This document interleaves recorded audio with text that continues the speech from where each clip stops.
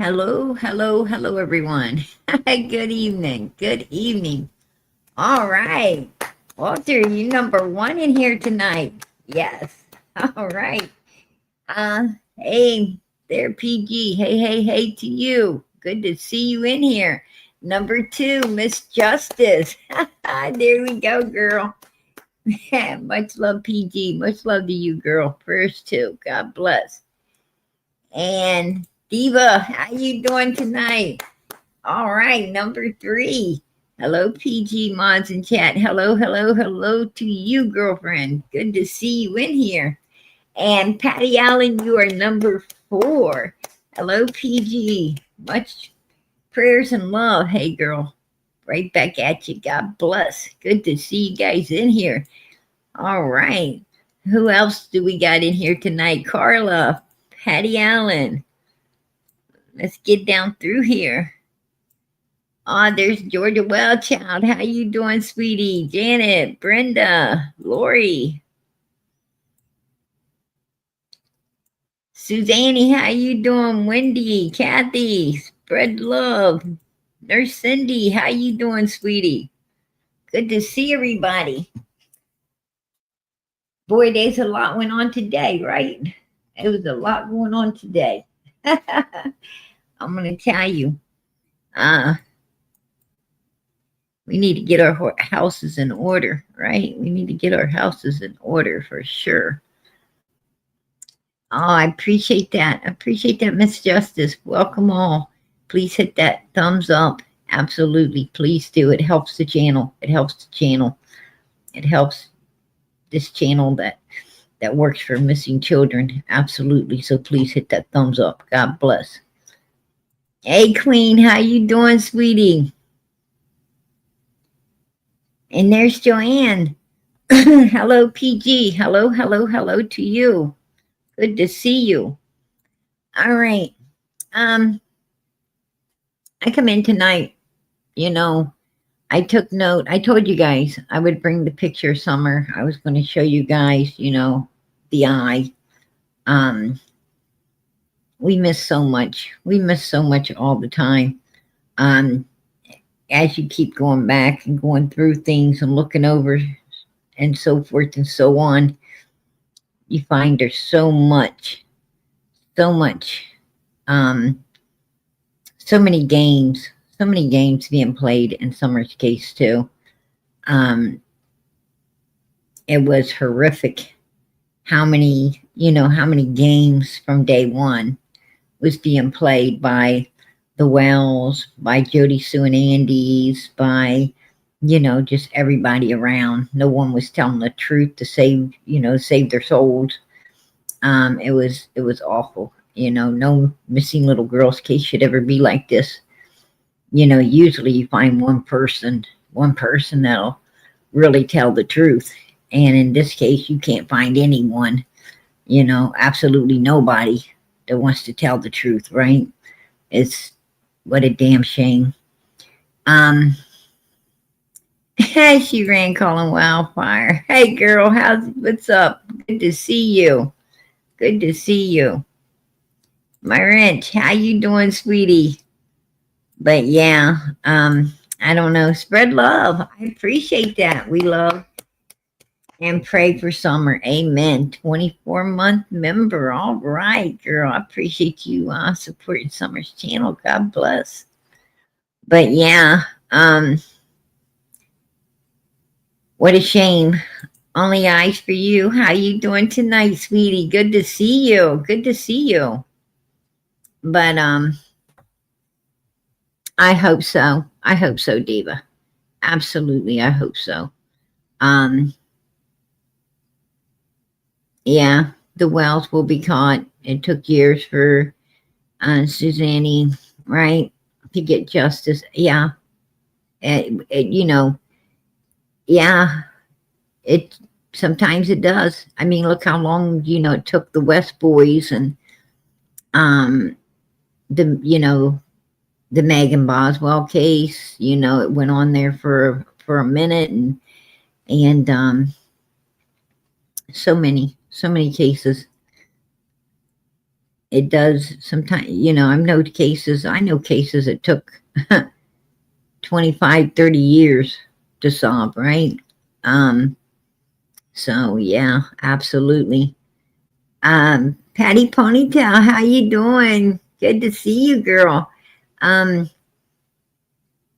especially when you've got, you know, if you got some, some shady people higher up, shady people, um, you know, people who know people who can get things shut down and not looked into and covered over. It could take, you might not ever know the answers. You might not ever know the truth, to be honest. To be honest. I mean, um, if I personally had a missing child or grandchild or even great grandchild, if I had anyone missing, I would definitely hire an attorney. I don't need an investigator, I need an attorney, because I need that attorney to be able to, an attorney can get a hold of a lot of paperwork and so forth that, the normal person cannot get a hold of. And law enforcement has to share everything with your lawyer. Your attorney has the right to, obtain all the information that law enforcement's, holding and so forth and so on. And I would really want to know what the hell, law enforcement's holding, what they're doing. Um, and that's why I say,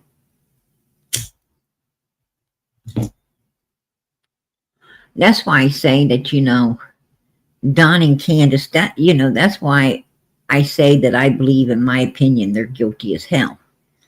It's because they had tons of support coming in, and, a lot of, like, they probably got close to $100,000 in monies and gift cards and gifts and, and all kinds of things. Probably, I say 100,000 or more, um, on the back of their daughter.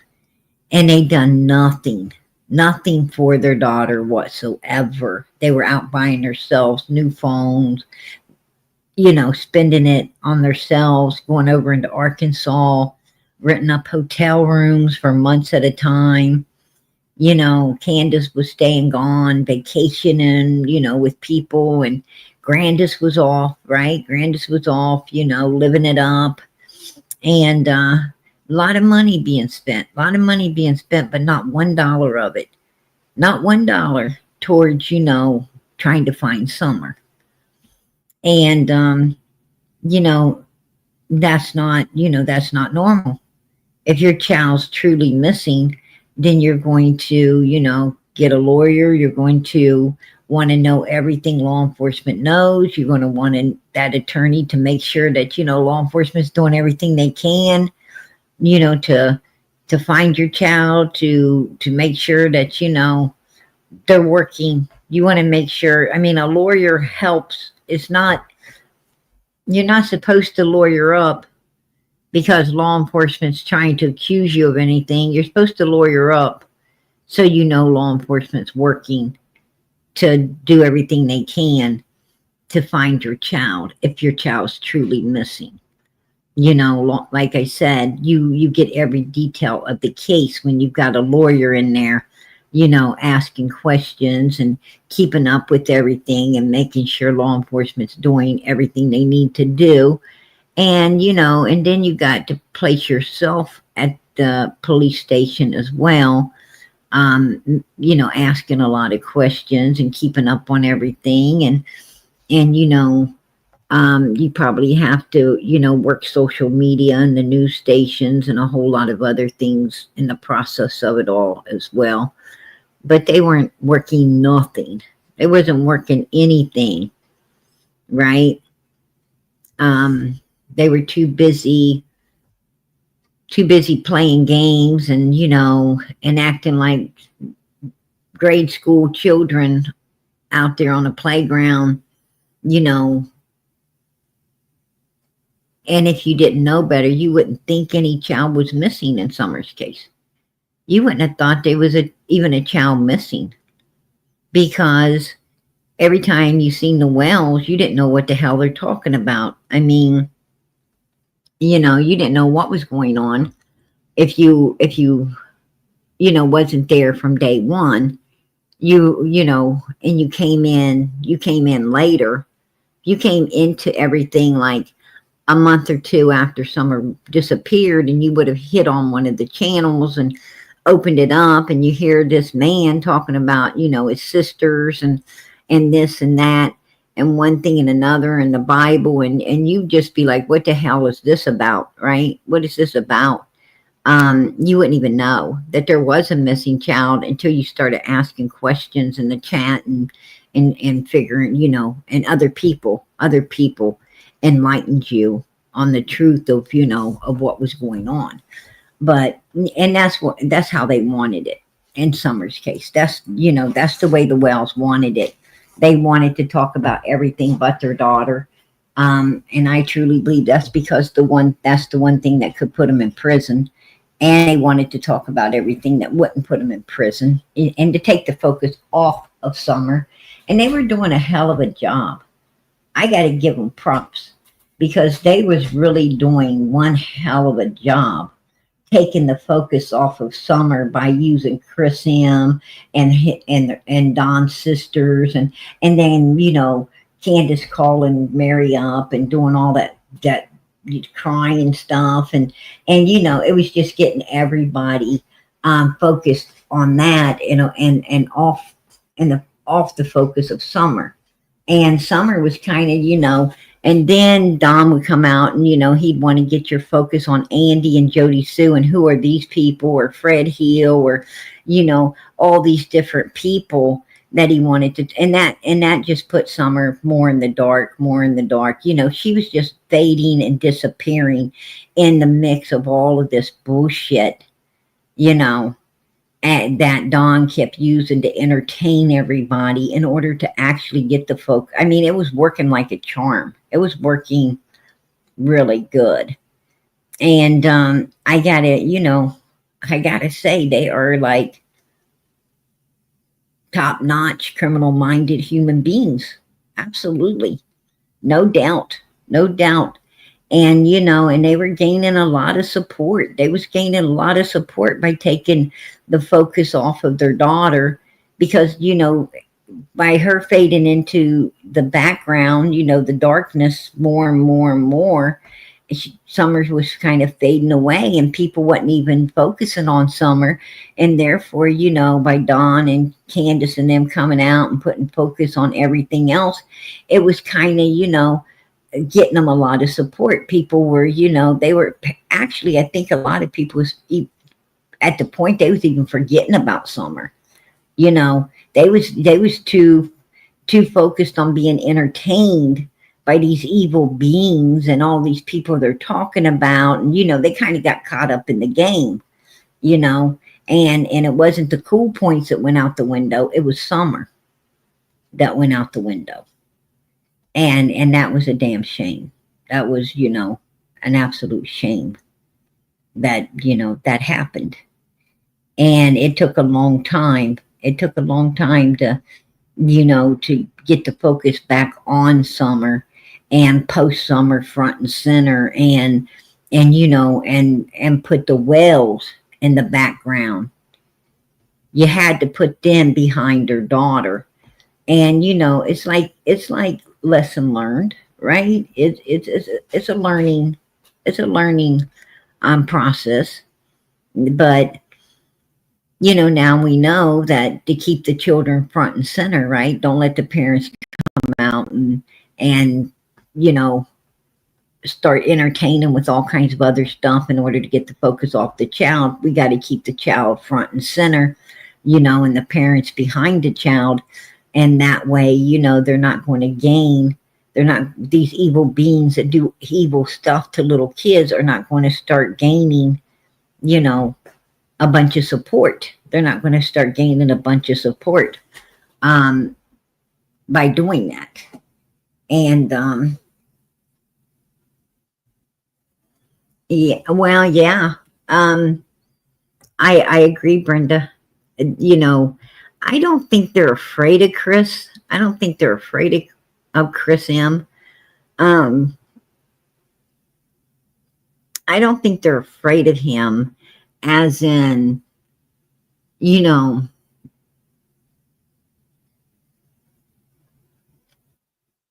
like, I don't feel that Dawn and them feel that Chris is, an over threat to them, unless Summer's case goes cold.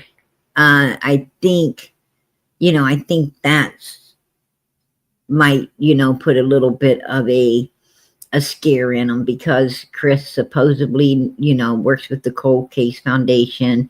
He has a lot of pull. He has a lot of pull in, a few areas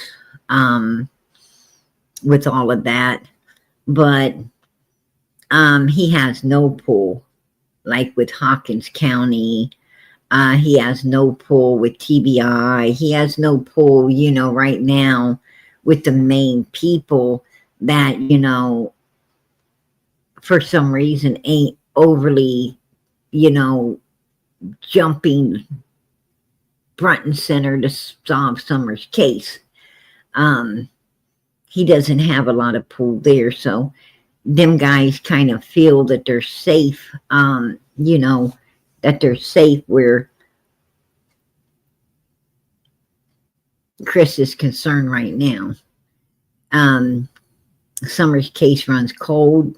Yeah, I'm sure they're going to get, a little nervous, a little worried, and they'll be glued to everything, every move, going on at that point with Chris, because they know that if Summer's case goes cold and the Cold Case Foundation gets to pick it up, they get to see where, all the stuff going on with Hawkins County and where they dropped the ball, if they even had a ball to drop, if they even wanted the ball to begin with.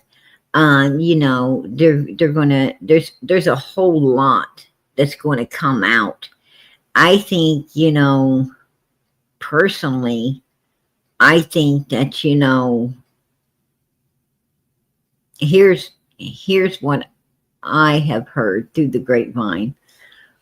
I heard that what happens is, like Summer's case was with Pruitt, for instance, and Ronnie Lawson and them at the beginning. They kind of, got or act like they got, discouraged and overwhelmed and frustrated with everything, and turned it over to TBI. Then TBI got a hold of Summer's case, and by the time TBI got a hold of it, it was pretty much in the water, right? It was pretty much in the water. And then TBI gets a hold of it, and they have this guy come out, and everybody's like, oh, thank God, thank goodness, TV, and they have this guy, that looks, like he really gives a damn, and he talks like he does, right? He looks and he talks like he really gives a damn, but he was just, a face and a voice for what was going on in the background. And basically, when the camera went off, that case wasn't in his hands, and a lot of people found that out when they started calling to speak with him, right? A lot of people started calling to speak with this particular man, and to give some information and to ask some questions, if like, Hawkins County turned over everything they know about Summer's case to them, um, and where did it, where did they drop the ball? Did they do this and this and this, which was crucial to the case at the beginning. And the point being is you found out this guy isn't, over Summer's case at all. He portrayed to be, but he wasn't. And you find out that they, really no one's assigned to it, right? That no one's really assigned to it at that point, at that particular point. And then they give you, they give you somebody's name. Later, a few weeks later, you got someone's name and you try to call that someone, and it goes to their secretary, which the secretary don't answer either. And, it goes to her voicemail, and you don't ever get a phone call back, right? You don't get no phone calls back. And it was just more of a runner, kind of like run around the block type thing, right? And nobody really wanted to talk about the case and so forth. And what happens is, they'll basically, take Summer's case and they'll hand it to, to Peter, and then, Peter handed it to Paul, and Paul handed it to Joe, and Joe handed it to Fred, and that's the way it goes, right? So, basically what happens is it just keeps going down the line, and nobody's overly working on it at all. They're just holding it. They're, yeah, it's called a caseload. They're getting paid for it, but, they're just hanging on to it. It's not really overly getting anything. And it gets handed off to the next person. It gets handed off to somebody else. They keep the case open. And I don't understand why. I mean, why are you going to keep a case open when nobody's working on it? It don't make sense to me, but I guess they want everybody to possibly make some money off of it, because, when it gets handed to you, well, of course, it's part of your caseload now, and you're going to make a few bucks, looking it over, and whether you stick it on the top of the pail, the middle of the pail, or on the bottom of the pail, until it surfaces back to the top, you're making something from it, and that's not right. That's not right. And not only that, but Hawkins County, Tennessee. I mean, they got one 5-year-old child missing. I understand they're busy with, a lot of other things, thefts and people speeding and probably a lot of domestic violence and all of these things, people doing illegal substances. I'm sure they got their normal crime rate, maybe even abnormal crime rate going on. But they've got only one 5-year-old missing child. And I would think that would be a priority. Put a 1 in the chat if you think that should be a priority. If you've got one 5-year-old child missing that needs to be found in the whole freaking, Hawkins County, don't you think that should be focused on above and before all? I mean, is it really that hard to assign people to assign a couple of people to really overly indulge in it and get it solved? I don't think that would be asking too much. And I would think that they would want this case solved, because, it really, makes them look bad that they've only got one child missing, and they can't damn solve the case, right? They can't solve it. Now, TBI, You know, TBI's got a few missing people's cases, right? They got Sebastian Rogers, they got Summer Wells, they got, you know, because this is over Tennessee. This is the Bureau of Tennessee. So they, you know, they're involved in all the cases, right? That's within the limits of Tennessee from one end to the other. So I can understand them, you know, not being able to overly dedicate a lot to one particular missing person. But Hawkins County, Tennessee, Ronnie Lawson and Pruitt and, you know, this particular department, one child and they can't get it done. A whole fucking law enforcement, they can't get it. They can't find one missing kid. It don't make no sense to me. They can't even get close to the truth of what happened to this child. I mean, every time we hear, they're like, we ain't got nothing. We ain't got nothing. I mean, we heard that day 1, day 2, day 3, week 1, week 2, week 3, month 1, month 2, month 3, year 1, year 2, year 3, right? That's the same old bullshit. Same shit, different day, right? That's what we get. And you know, and I'm starting to believe you're right. Brown eyes blue. You know, I'm starting to believe that you're right. Right?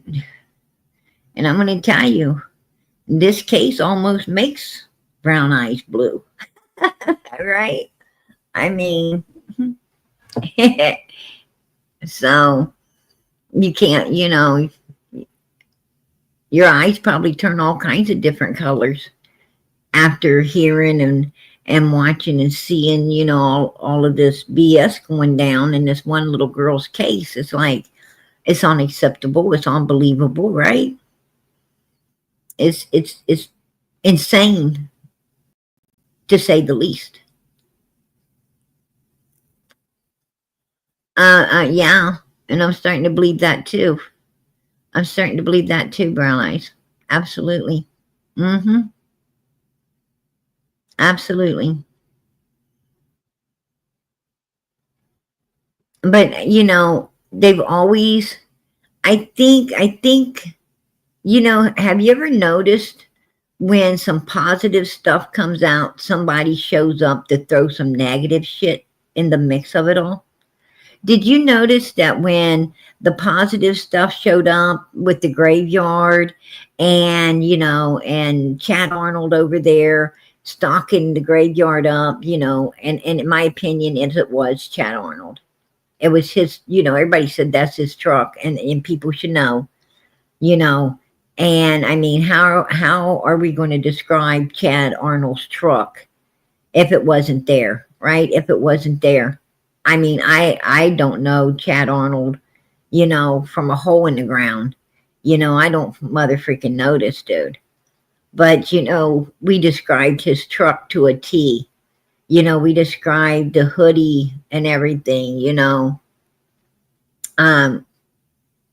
So he's over there stalking people up while they're looking for this particular, you know, Timothy Morson's grave.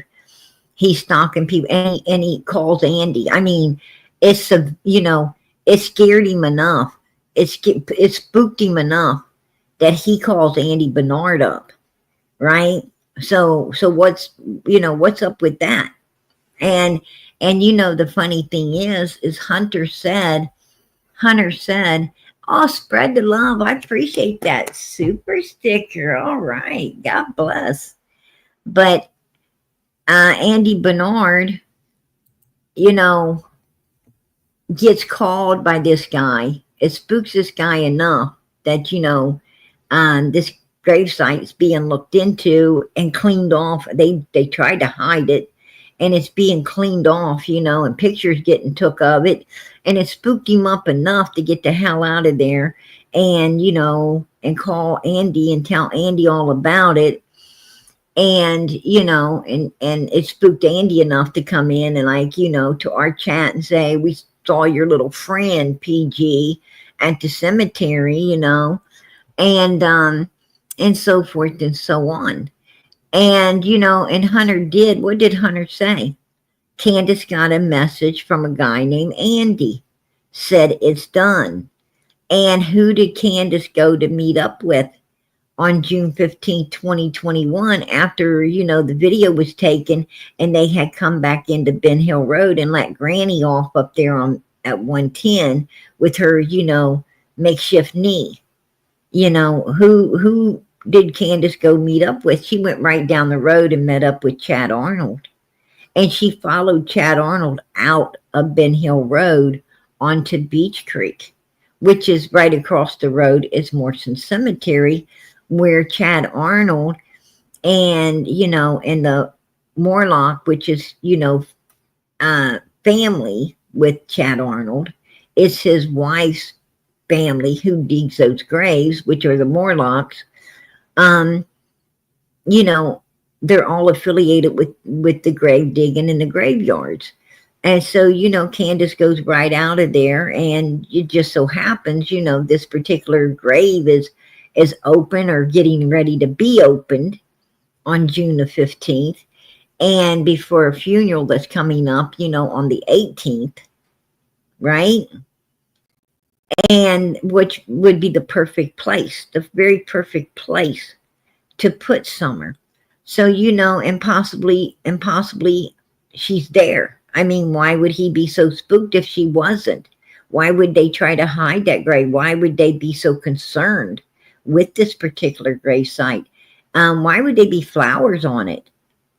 At the very time, that Don and Candace was memorializing, doing a video memorializing Summer. There's, flowers when they did that video around that time. There was flowers at the swimming hole. There was flowers up at that particular grave site as well. And there was, their little dollar store lights around the swing set, right? They were memorializing her. And, so these people they're spooked. And the thing is, where am I going with this? Well, I'm going to tell you where I'm going with it. The thing is, we've got, law enforcement focused on that graveyard. We got a lot of other people focused on the graveyard. We got people, hyped up, people, ready to go in, people trying to figure out every way they can to check this particular grave to see if Summer is possibly down in there, right? And it's a damn good lead, and probably a solid lead. And all of a sudden, this detective guy comes out of the blue, talking about two brothers and talking about pure BS, trying to get the focus on something, else and away from that graveyard. And this is the kind of stuff that has happened all through Summer's case. And why? Why? I mean, who's paying who? What the hell's going on here? Why are they always trying to take the attention off of the solid stuff, the solid information that can possibly lead to Summer being found and justice getting served? Why is the focus always being took away from it? You got to think about that. I mean, where the hell did this guy even come from? He kind of came out of left field. He don't know a damn thing about her case at all. Ain't even affiliated with it any way, form, or how. And he comes out of left field with some bullshit, if you ask me. That's my opinion. And he does it at a crucial time for Summer. Is that supposed to, is that supposed to deter law enforcement from the graveyard? Is that supposed to, all hell, Another BS tip, probably everything's BS. And is this supposed to deter them? What's going on here? And why does these people not want this baby found? Why do they not want this child to be found and justice to be served? I got a feeling that the reason is because, like Jody Sue said, there was other children involved. There was other children involved in all of this. And if other children were involved in this, so is a lot of people who were touching the children, right? There's a lot of different people, as in, essayers at that point. If Jody Sue said, you go ask him what he was given to Candace to sedate those little girls so they could be touched, and not just Summer, but other little girls as well. So this is, this is a business they're running, right? This is some kind of business they're running over there with, little children and sedations, and they have a clientele, right? They've got a clientele coming in there, and if they was to find Summer, then there's a clientele that's worried about being exposed, right? There's a lot of people that's afraid of being exposed. And it's a possibility. This is why her case ain't being solved. Joseph Wells happens to be one of them. Absolutely. I got some kind of feeling that this guy may have been a client at a hotel or somewhere before, and felt that he had a right to know why he couldn't continue to be a client. Where is this kid at? We need her back. One thing and another. He act like he knew something, like, some solid information that was giving him a right, or some kind of right to know shit that, before and above everyone else, right? Put a one in the chat if you felt that way, if you felt, the same as I did, that he thought he, was owed some type of explanation because of some reason we don't know. But that's how I felt. Is he felt, VIP, if you ask me. That's what I'm saying. And that, that didn't make no sense either. And it really didn't make no sense that Don and Candace was running the hell away from him. I mean, when Don knew he was there, Don didn't even come in to the, into the vigil for Summer. And Candace came in just for, like split seconds, and ran the hell out and got out of there, right? Because of that Joseph guy. And, they were totally dodging this guy. Don and Candace act like, they were intimidated by him. And if it was someone they didn't know or had never seen, why would they be intimidated like that? It looked more to me like they knew this mother freaker. They knew, they knew why he's present, and they were trying to avoid it at all costs. It's like they didn't want to be in there because they were, afraid other people would start to understand that this guy actually knew the Wells, right? They thought this guy is probably stupid enough to, come up and, and start talking and, like old times and everything, and kind of, give it away that he knows the Wells and the Wells know him. That's what it sounded to me like. And it sounded to me like they was trying to run and avoid all of that, uh, embarrassment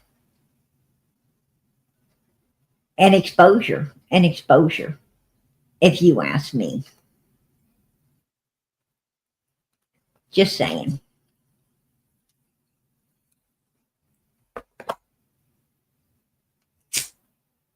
Hey, Carrie, good to see you, girl. Good to see you. God bless. Oh, Angel, appreciate it, girl. All right. God bless you, Mama PG, keeping Summer's case going. Hey, girl, member for 27 months. I appreciate you being here. God bless. God bless.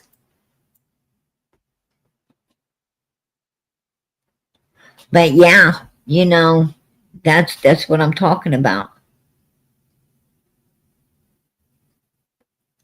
Hey, Betty, good to see you. Good to see you, girlfriend.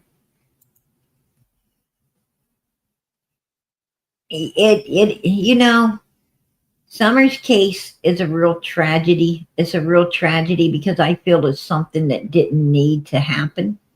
I feel that it was a useless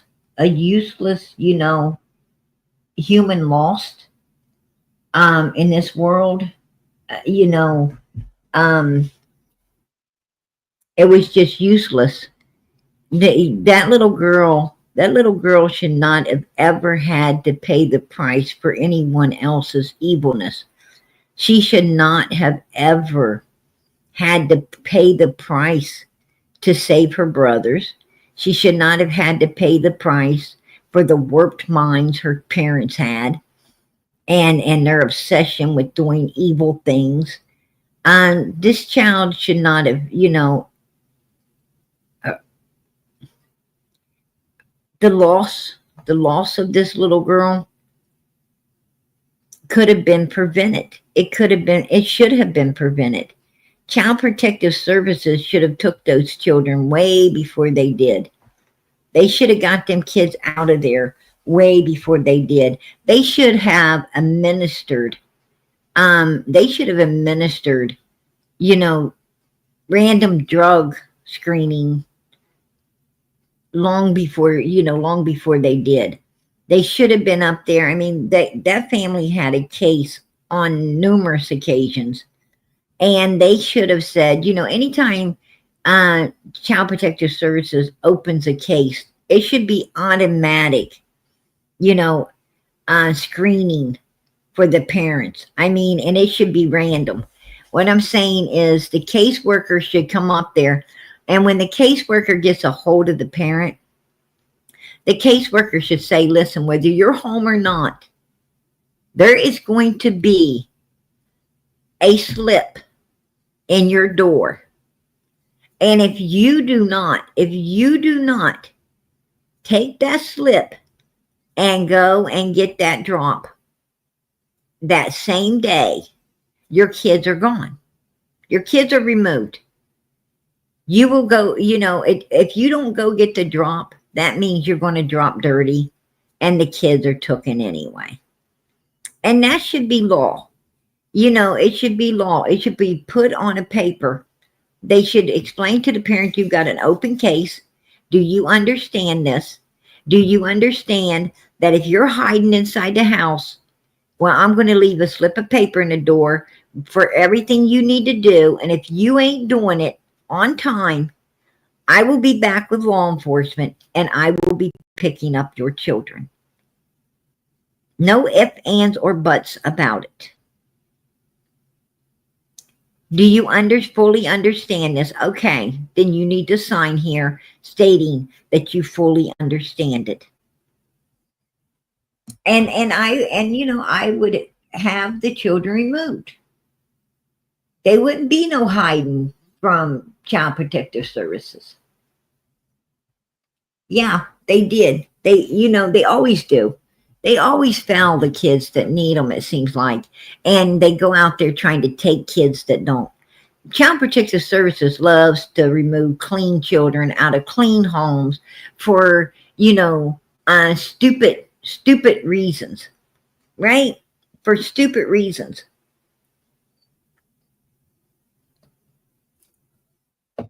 But they love to leave children that are, really needing to be removed. Kids that are ate up with lice and scabies and ringworm and living in a filthy conditions, and kids that, smell like smell like vomit, right? Smell like backside and vomit and everything. And you know, you could smell them across the room. They ain't been getting bathed. Their hair ain't getting combed. They just look terrible. They want to leave those kids in the house, right? They don't even want that kid in their vehicle. Nobody wants to go up there and let that kid sit in their vehicle to get it out of there. You know, I actually seen where there was a little child had gotten out, and the parents had no idea. The child wasn't even 2 years old. It wasn't even 2 years old. This is a true story. This baby wasn't even two. It was close to 2 years old, but it wasn't even 2 years old yet. It had a soaking wet diaper on. It's mother freaking, you know, the end of winter. It's like, you know, cold outside. In the end of winter before spring's starting to hit, like, you know, February, first part of March.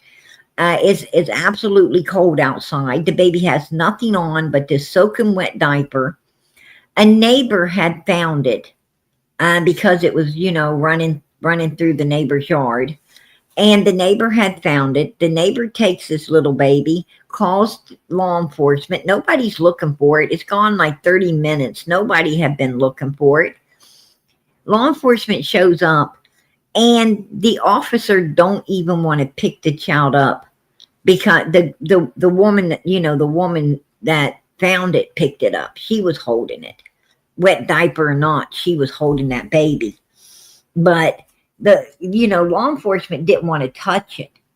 You know, they told her to put it down on the ground, and they basically just let it stand there and freeze. And, you know, they didn't even take off their jacket and wrap it around the baby and pick the baby up. Then nothing. And I'm thinking to myself, what the hell is this world came to? What the hell is this world came to when, you know, the people that are supposed to be helping these people, we pay them to help. And they feel that they're too damn good to take their coat off, wrap it around an ice cold baby in a wet diaper and pick it up. What the hell are we paying them for? When they want to act like, you know, this child is contagious and they can't touch it. That's disgusting. But that's that's what we're hiring. That's what we're hiring, you know, to oversee our people, right? We're hiring people that think they're way better than everybody else and too damn good to, you know, touch a child in need. Yeah, it's absolutely tear jerking. Let me tell you now. That was sad. And the lady that found it, she went into the house and got a blanket to go around the baby. She went into her home, got a blanket to wrap the baby in. And then the officer decided that he'd pick it up. Right?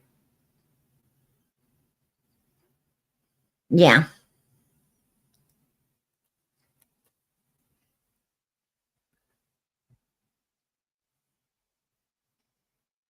But this, you know, this is the world we live in.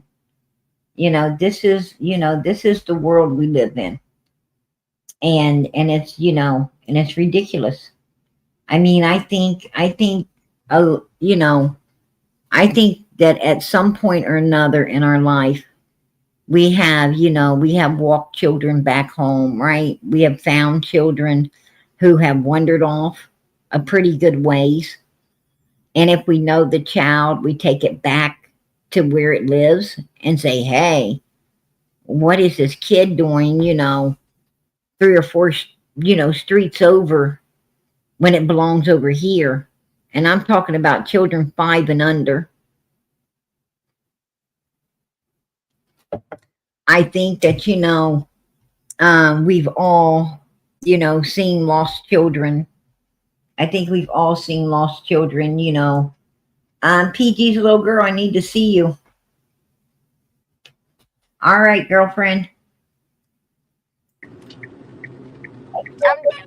I'm driving. You gonna be on a little bit? Oh, all right. Yep. Are you I gonna be heard on so that long? I heard your hubby's out of the hospital.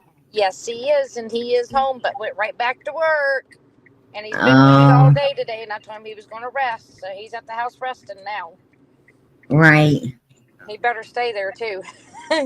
Hey, the most we can do is continue to pray for him. Yep, that's right. Prayers work. God meets Amen. mountains.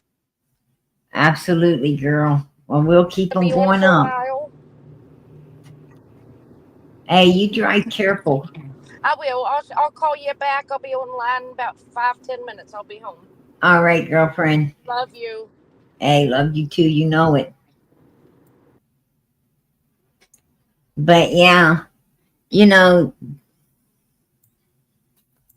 so, if we think, that this world is, full of, that we're hiring up people, you know, in all of these different places that we can trust and who really care, um, we're sadly mistaken. We are sadly mistaken. Most people go into certain careers for the money. It's all about the money, the job title and the money. It's not about, it's not for the right reasons anymore.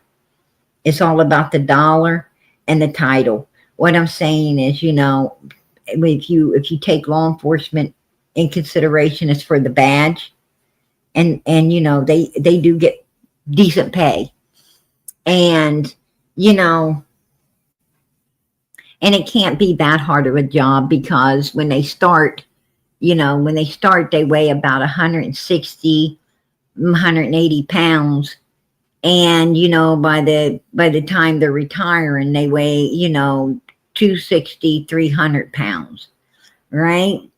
So it can't be a real demanding job if you're picking up weight like that, if you ask me. Just saying. And for the most part, that's how it is, right? They sure in the hell ain't retiring at the same weight they went in with. If they'd have been that weight when they started, they couldn't have, well, could pass the training, right? They couldn't have passed the training at that weight. So, you know, just saying, for most of law enforcement, you don't worry about them. You don't worry about them catching anybody on foot, right? They jump back in that car. They cheat.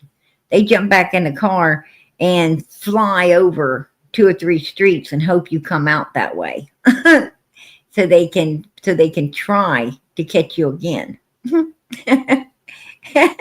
you know, and that's true. That's true.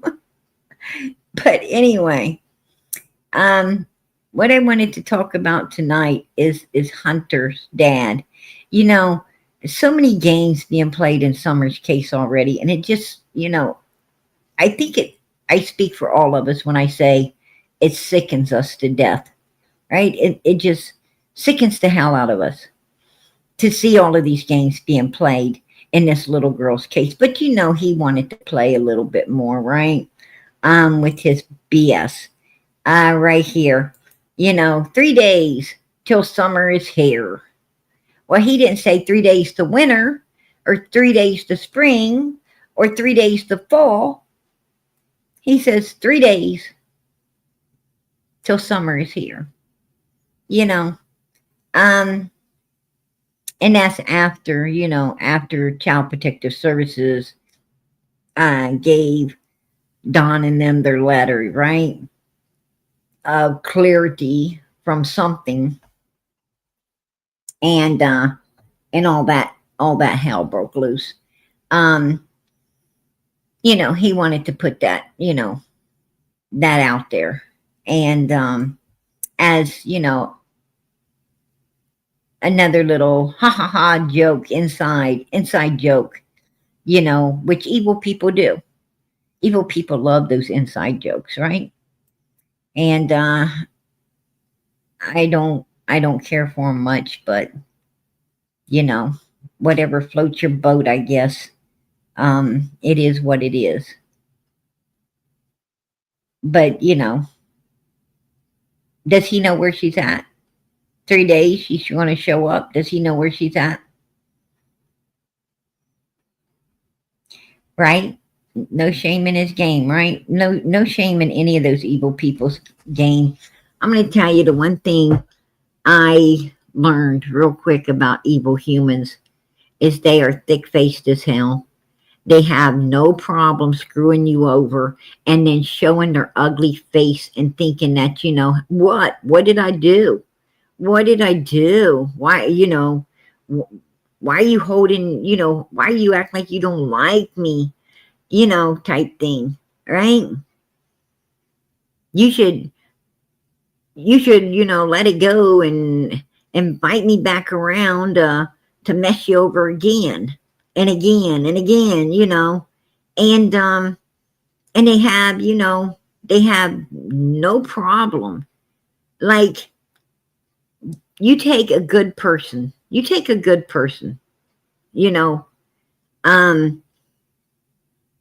does something, they shouldn't. Like, say you got these two girls. One girl is evil and the other girl really isn't. But she goes along with this evil girl to do something bad. Well, the one that isn't bad, she's going to hide. You see her, she's going to turn her head. She's going to try to walk the other way. She certainly ain't going to come around you. She's going to try to avoid you at all costs. She's going to feel guilty as hell about what she done, right? Because she really probably wouldn't ever did anything if it wasn't for that evil person, she was hanging with and wanted to fit in with. She wouldn't have done nothing at all. But she tries to avoid you. Now, the evil one don't try to avoid you. The evil one tries to walk right up to you like nothing ever happened. And I mean, they'll come right up and knock on your door and expect you to let them back in. And, because this is the way evil does. There is no shame in their game. That's true. That's true. And that's what makes them very damn dangerous. And that's what, you better be very cautious about. That's why, when they think they can come knocking, it's your job to open that damn door up, grab onto their freaking knocker, right? And say, listen, you want to keep your knocker, you better get the hell off my property and not ever come back on it, right? You come back again, you're going to have a boot print in the back of your ass.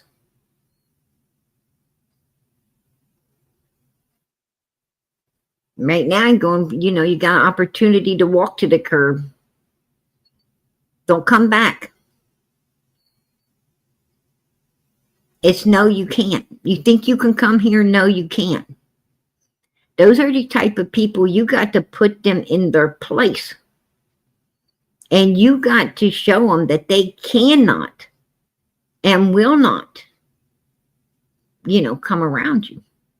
That you're not tolerating it. Because, if they think they can, they will. They're very thick-faced human beings, very dangerous human beings, and that is people you do not want to socialize yourself with. Like Don in Kansas. They had a sweet lady that said, hey, Candace is pregnant. I feel your all's pain. Come on in. Let me give you a place to stay until Candace is, until you guys can get your own place. I'm going to give you a hand up. And they wasn't looking for a hand up. They was looking for a hand out. And they actually, put this woman out of her own home, right? By putting her in jail. They go into her kitchen, They attack her at her refrigerator, block her in, scare her up.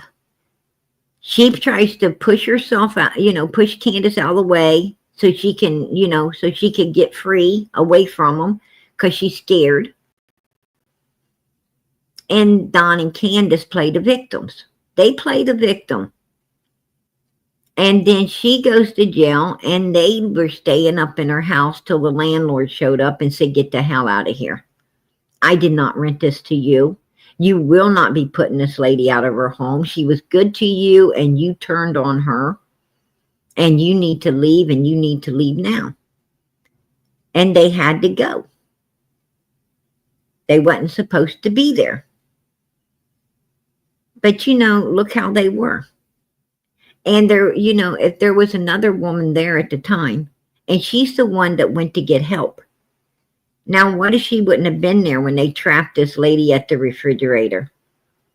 What could it, where would that lady be today? Would she be where, could she be where Summer's at? Completely gone? Oh, they don't know what happened to her. She went out to the grocery store and didn't ever come back. Could she have ended up like Summer? We don't know. We don't know. Don and Candace are dangerous people. They're not people you want to open your door for. And that's been proven many times by, witnesses that have opened the door for him, right? Don's dad opened the door for him when he was 19 years old, and he went inside and, violated not just, his stepsisters, but he violated, their cousins and girlfriends and a lot of other people. You don't open your door to people like this. They're very dangerous.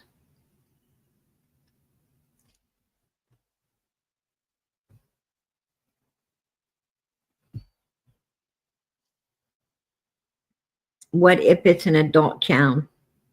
I'm going to tell you something. I don't care. I do not care if it's your child. I don't care if it's your brother, your sister, your daddy, your mama, your uncle, your nephew, your niece, your friend. I don't care who it is. I do not care who it is. If they evil, get them the hell out of your life. You'll be so happy you did. It's called tough love. If you want to be evil and you want to follow Satan instead of God, you got to go. You got to go. You're not my family. You're not my family. See, what people don't understand is they think that their brothers and sisters and their cousins and their children and all of this is their family. No, I'm sorry to tell you, they're not. That's not your family. Your family is everyone who is part of the body of Christ. Your family is everyone who has been saved, baptized, and actually, actually have been born again through the blood of Christ. So what I'm saying is your family, there's one church and all of your brothers and sisters belong to it. There's only one church. It's not these buildings on this earth. It's everyone who truly, truly has, accepted Jesus into their life and has actually been baptized and their eyes are open. Those are all of your family. That's all of your brothers and sisters right there. The ones that wish the best for you, who truly love you, who truly care about you, who truly want to see you succeed in life, and they don't want to hurt you at all. That's your real family. All of these people, your kids, your brothers and sisters, your aunts, your uncle, these people are not your family. They are just, people that, you can pick your friends, you can't pick your family. But you don't have to put up with your family no more than you have to put up with your friends if they're evil. You need to, you need to rid of them. Sometimes to save yourself, you got to get rid of them. You got to, just like you got to carve all the hatred and envy and and, jealousy and all the things out of yourself to become a good person and live the way you're supposed to be living, you've also got to, carve out all the evil people who seek to hurt you and use you and do bad to you. And if you don't, then blame no one but yourself when you're sitting there crying because of all the evil they've done to you. Blame no one but yourself. You allowed it. Don't blame them. Blame yourself. You knew what they was, but you still opened a door for them. And that was on you. Right? You should have been smarter.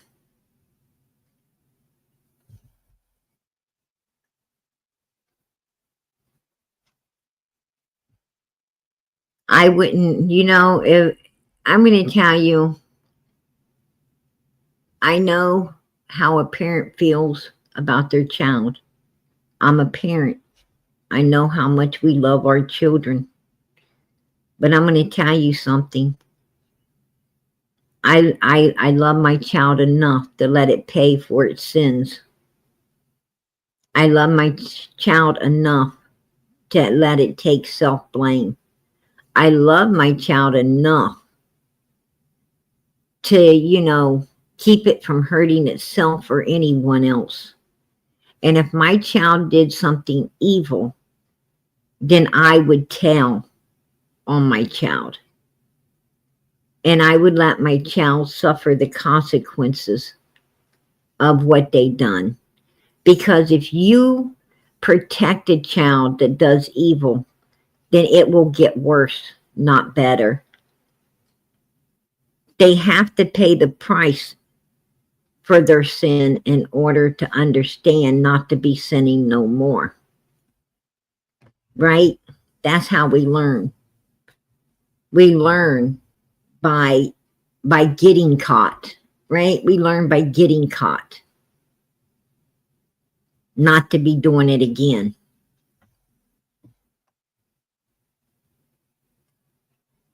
And I'm going to tell you, I would have to tell my child, I don't only love you, but I love everyone in this world.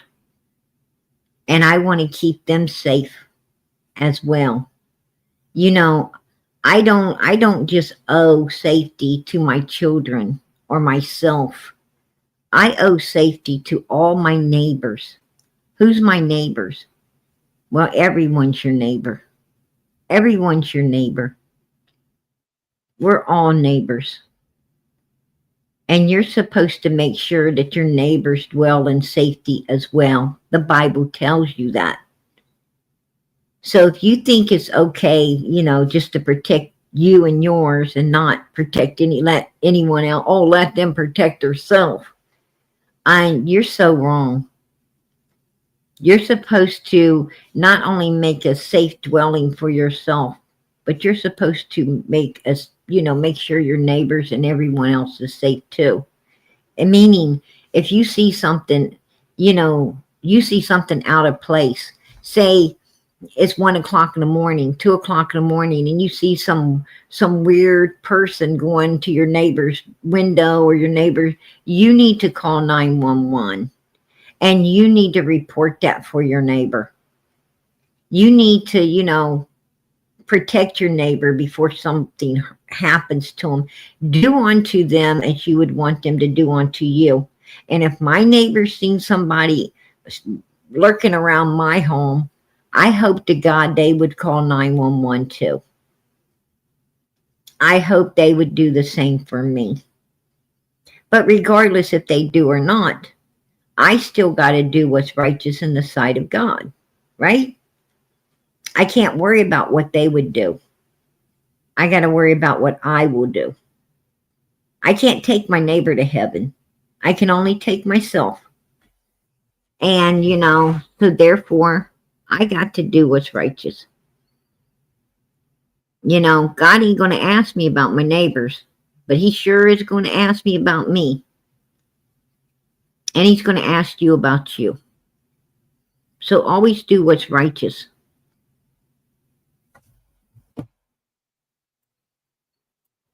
But anyway, I didn't come in here to preach a sermon. That's for sure.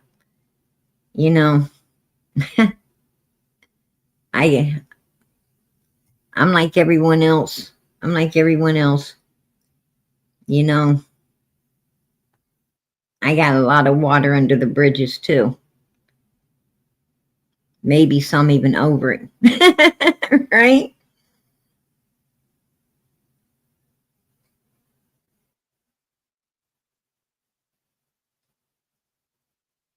Right. Right. And I'm going to tell you,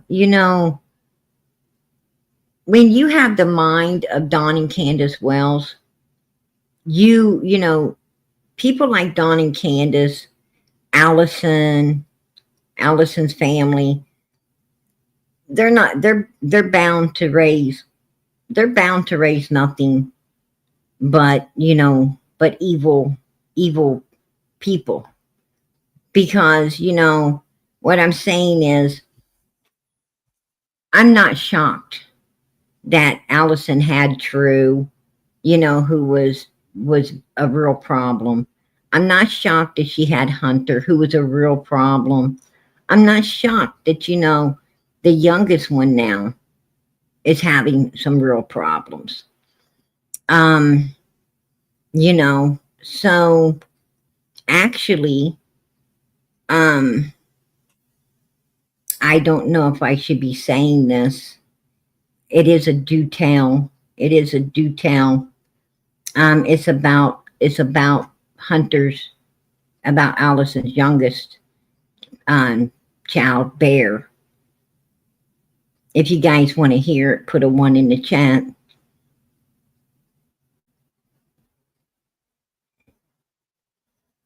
But I do have a secret there.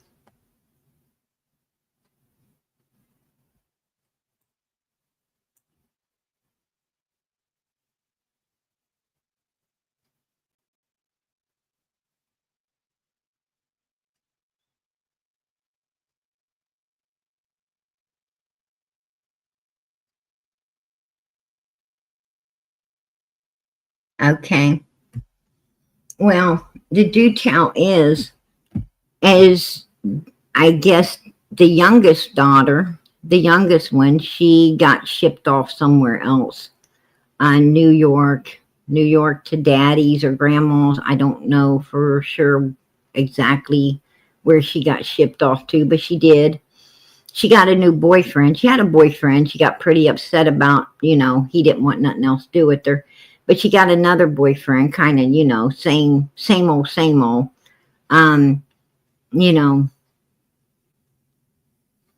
It looked like the same everything, just it looked like a twin to the other one. That's what it looked like, a twin to the other guy. But she got with another one. I guess she didn't like him as much as the first. I don't know why, because they looked the same to me.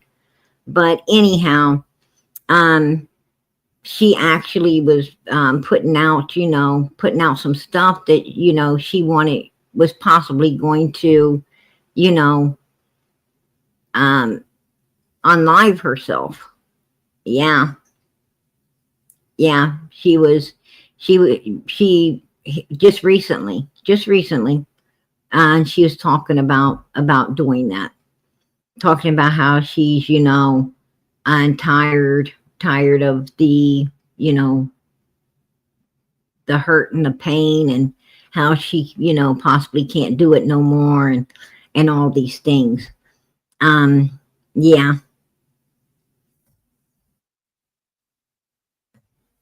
So,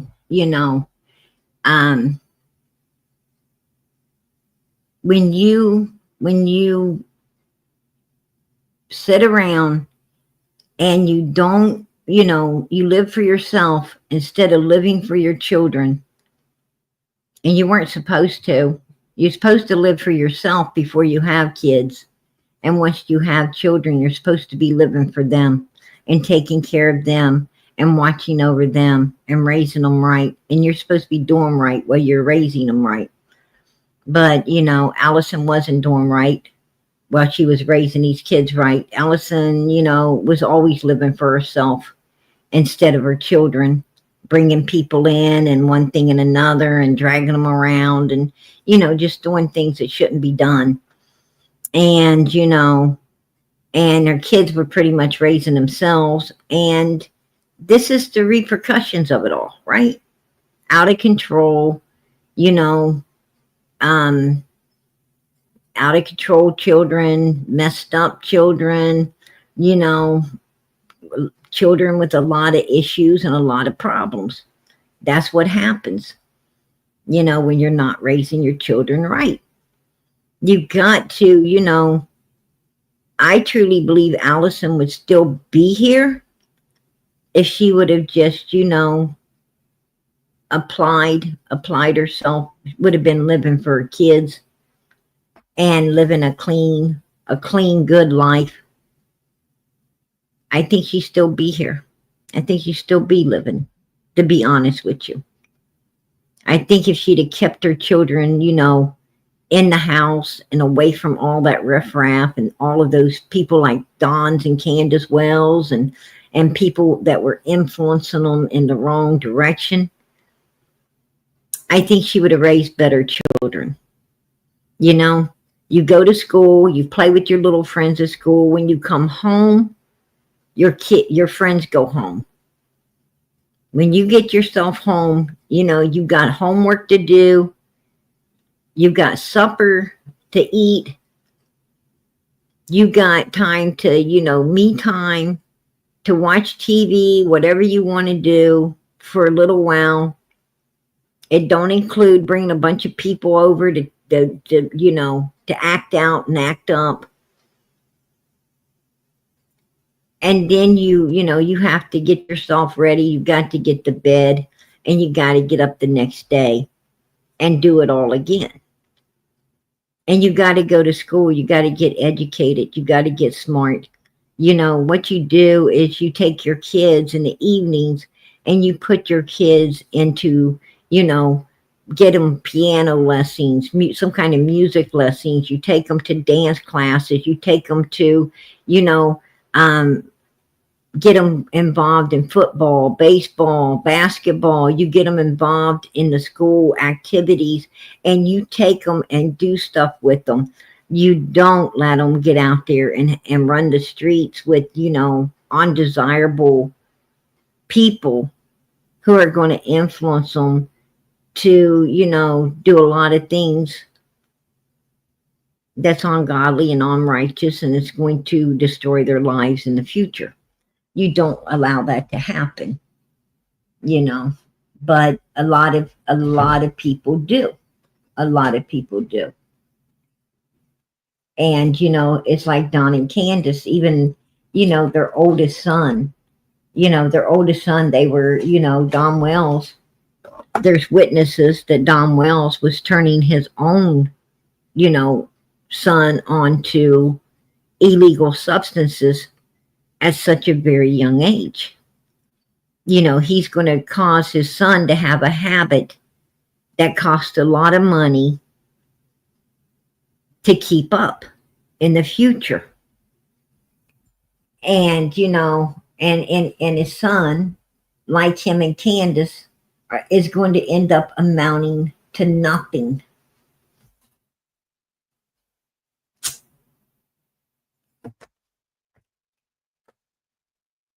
And that shows that Don and Candace are very uneducated, because educated parents do not want their children living the life they did.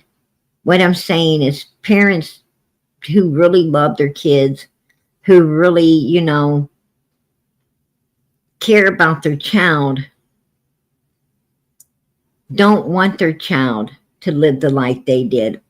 Even if the parent, has a drinking problem, even if the parent has an illegal substance problem or whatever, they're like, no, you ain't going to have this. Don't you ever be doing this, right? I want better for you. I want you to be educated. I want you to stay away from this stuff. I want you to have the life that I wish I would have carved out for myself. But I allowed, this bad stuff to get in the way of it. But I want better for you. And, a lot of parents have issues and so forth, like the Wells. But they raise really good kids because they don't want their kids to ever be like them. And their kids don't want to be like them. But Don and Candace have a way of trying to lead everybody, you know, down that wide road straight to, the wrong place. And they're very good at it. They're very good at it. Hell, take a look. Take a look. They were leading, some at the beginning they was leading some other woman's children down the wrong path, right? And then they started leading Hunter and his family down the wrong path. And then, everybody they meet, they have Marlena up there wanting to lead her and her family. I mean, they were all willing to lead. Don and Candace willing to lead anyone down. And if they're already on the wrong path, Don and Candace wants to make sure that they keep them on that wrong path too, right? Because they're so damn jealous. They're so damn jealous. I'm going to tell you, when they say misery loves company, honey, that is the truth. And Don and Candace are a prime example of misery loving company, right? They don't even want better for their children. And if they don't want better for their kids, then they sure to hell don't want better for anyone else. That's just the way it is. But they ain't educated enough to want better, even for theirself. Those, people like that are a lost cause. They're a lost cause. They're just a waste. If you ask me, this is my opinion.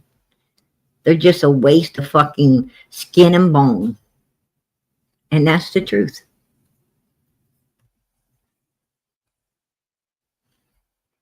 You know, you want to talk about toxic waste? Right there it is. Right? Right there it is.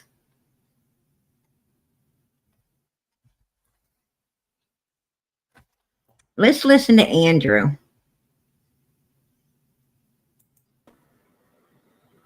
And as it stands, there is no evidence, no body. Thus far, it's a missing persons case. Thus far, will be moved to cold case. There you go. You hear that? It sounds like Andrew's trying to play his son's attorney, right? Just saying, just saying. Why does he have a need to say this about Summer's case? Why does he have a need to say all of this about Summer's case if his son's innocent? Matter of fact, if his son's innocent, then why the hell does he even need to be out here? Why does he need to be out here? I mean, if his son's innocent, he don't need anybody defending him or anything else, right? So why the hell is he even out here? That's my question. I think he's out here because, he suspects his own son. And in not just Summer's case, but in two other people's cases. You know, I'm not going to say no names, Leslie and Allison, I'm not going to say Leslie and Allison's name, you guys. But, he suspects them in, two other cases. Right?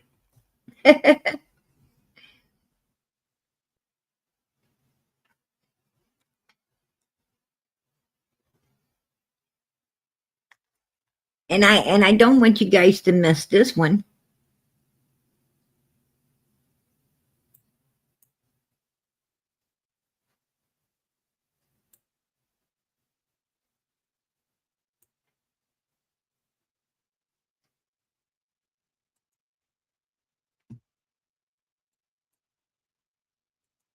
So what do you?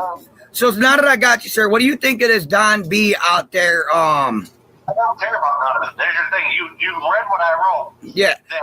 That's what I think, because you know what I really think will happen? Right, Renee? Right? This is supposedly, you know, Andrew calls this guy his brother. I don't know if it's his brother or not, you know, but he says it is, and supposedly that would make this guy, you know, Hunter's uncle, and this guy seems to know Hunter from birth, it seems like. So, you know, I guess he's entitled to his opinion. And this is, you know, uncle's opinion of Hunter. Nobody cares what the little guy says, because I think what really happened to that girl years ago, and I'm going to tell you this now, your son was involved. For one, there was a video a couple hours earlier of them playing in the water. I think because you know how your son is. The last time he came to visit, I almost wanted to break his fucking head open by thinking I was a punching bag. Well, he is a very rough around the edges asshole. You heard me. He kept thinking I was a punching bag. I go, you hit me one more time, I'm going to break your fucking face open. Okay? All the kids seem to think that until I put my foot down. Yeah. And then I think what really happened was your son played too rough with her. She drowned because they were playing too rough. And they fucking hit the body somewheres so that way he would not get in trouble. Whoa. Whoa, this guy even said that Hunter was, you know, mean enough, aggressive enough, and capable enough of doing such an evil deed, right? Put a 1 in the chat if that's just what you heard him say. That's what I heard. That's what I heard this guy say. That this boy is mean enough, aggressive enough, and very capable of doing such an evil deed. There you go. And he should know. He should know, you guys. There you go. Just saying. That ain't PG's words. That's the uncle's words, right? The uncle said that, you know, he had to really get aggressive with Hunter because Hunter was, you know, really mean, aggressive, and out of control. Yeah. Yeah. He's like, that boy has some real problems, right? That's what the guy was telling us. Absolutely. You know, I don't think he was playing too rough with Summer because Candace wouldn't have turned the video off when Hunter was going towards her if there was just, you know, going to be playfulness. I think that, you know, Candace had that child up on some illegal stuff and persuaded him to go down in there and do what needed to be done to keep her and Donald and other people from going to prison. In my opinion. That's my opinion. I believe Summer was sick and was getting sicker from something that, you know, something that was very wrong that would put them in jail, so they couldn't get no treatment, if treatment could even be had. And they did what they felt needed to be done to keep everybody from going to jail. And I personally believe that they had Hunter do the dirty deed. That's my opinion. And I believe that Allison knew. I believe Hunter, you know, I believe that when they got back to Hunter's house, Summer was carried into Allison's house, and that's where she was cleaned up. She was dressed, and then, you know, propped back up in the vehicle to go home. And I think the reason they put the boxes in the car, piled them up, stacked them boxes on top of each other in the back seat on the passenger side window was because they thought the tree trimmers might still be there. And that's the side they were working on. And they wanted, they wanted to make sure that when they pulled in to Ben Hill Road, that window was blocked from the tree trimmers being able to see inside the car of her laying on those milk jugs. That's my opinion.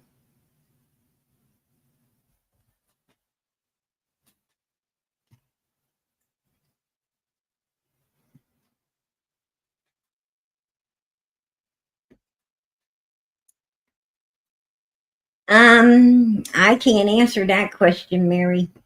I cannot answer that question. Andrew is a very evil human being himself, in my opinion.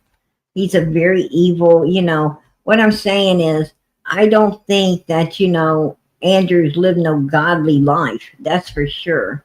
And I don't think Andrew, up until now, and probably not even now, is worried about where his soul is going to end up for eternity. I know, I've met a lot of Andrews in my life. I think, for a lot of us, we know an Andrew or two. I know quite a few Andrews in my life. And to be honest with you, they're not the type of people that's thinking about where their soul's going until it's gone. You know what I'm saying?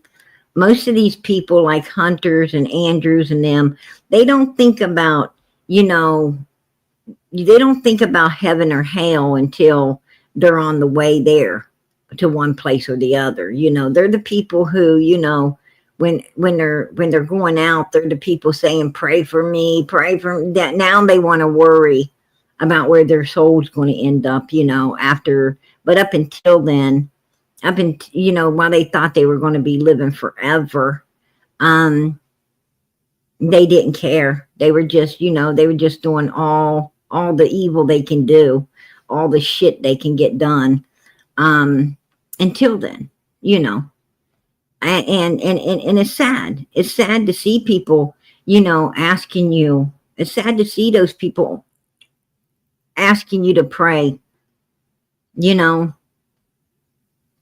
at the end of everything. It's very sad to see it, because, you're hoping they make it. You're hoping they do, but you don't know. Because they had every opportunity. They had every day of their life to be living godly. They had every day of their life to be living a righteous life. They had every day of their life not to end up having to ask you to pray like that. They had every day of their life, to be wanting to go to heaven the way they was at that second. And they didn't care then. And God might not care at that point, That may be the answer they get is, hey, you had every day to call on me. And you wouldn't have called on me now had you not been in the situation you were in. You wouldn't have called on me now if you wasn't going out of the world. Why should I let you in heaven? Right? Why should I let you in here? I ain't going to. You still be doing evil. You still be doing evil. If it wasn't for, for you being on your way out. And I don't want people like that in heaven. And you might not get in there. So you really should be thinking about doing righteous, right? Way before you get to that point. But people like that don't. And I don't know what to say for them. And I'm going to tell you, evil always sides with evil. Evil will always side with evil. Evil don't ever side with righteousness. I'm going to tell you, even though an evil person knows that someone is a good person, you take two evil people. Here's the thing. You take two evil people, okay? And the one evil person, the one evil person says, oh, so and so is I can't stand that so and so. And say this so and so is a righteous person, always trying to do what's right, you know, in the sight of God. They don't want to do evil. I can't stand them. They think that they're high and mighty. They think they're this. They think they're that, right? Because they can't get this person to do no bad, no evil. Well, the other one will chime in. Yeah, I know what you're talking about, man. I know how it is. I feel you, right? I feel you. Because, evil people, that's the way they are. That's just how they are. Now, if you put an evil person with another righteous person talking about somebody so-and-so, and the evil person says, oh, this person's this and this person's that, while the righteous person say, hey, look, that person helped you. Hey, I ain't never seen that person do nobody bad. Hey, a righteous person will remind someone that this person was always there for them, that this person put up with a lot of shit from them, that this person, done nothing to deserve that kind of talk about them. Oh, that's what a righteous person does.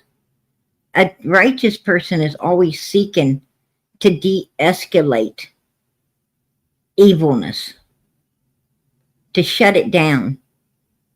They're not looking to,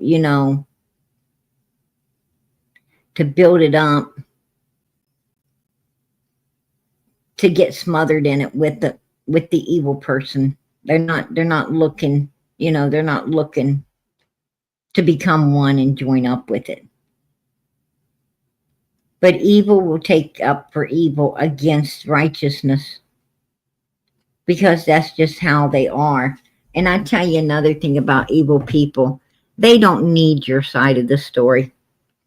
If one evil person says a whole bunch of ugliness about you, the other evil person, they're going to believe it because they want to believe it. They don't give a damn about your side of the story. They don't give a damn about you. They just give a damn about joining up with this evilness and being evil as well. And that's why you stay the hell away from evil people.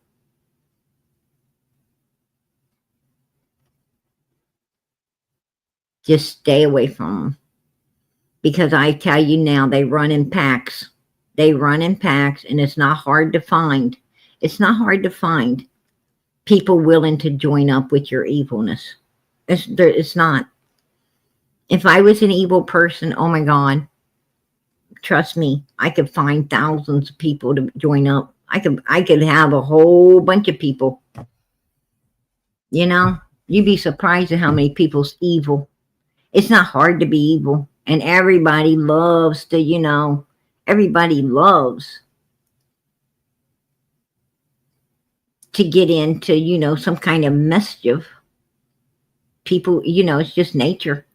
And it's not hard to persuade people to, even, if a person isn't rooted, if they are not, rooted on that solid ground, like the Bible says, if you are not like the tree planted by the water that's took good hold, well, you could be persuaded away from everything. You could be washed away. And there's a lot of people that get washed away. They want to be good, but evil people come along and, and make life seem exciting, and they wash those people away. They wash them away into the nightclubs. They wash them away into the party life. They wash them away to the big cookout parties. They wash them away, they will wash you away, baby. They will pull you and grab you right back in to pure sinisterness. You got to say no. You got to say no. But it ain't hard. It ain't hard. And the ones that's grounded from the ones that ain't. If you're evil, trust me, And it don't take a whole lot to persuade people, because everybody wants to belong. Everybody wants, friends. Everybody wants to think they got somebody at their back if they need them. The point is these people they're at your back, all right. They're at your back. They're seeking to use and abuse you. They're not seeking to get used and abused. You think these people's really got your back? The only back they got's their own. Let some shit go down. Let some shit go down and see whose back they got, because it sure in the hell ain't going to be yours. It ain't going to be yours.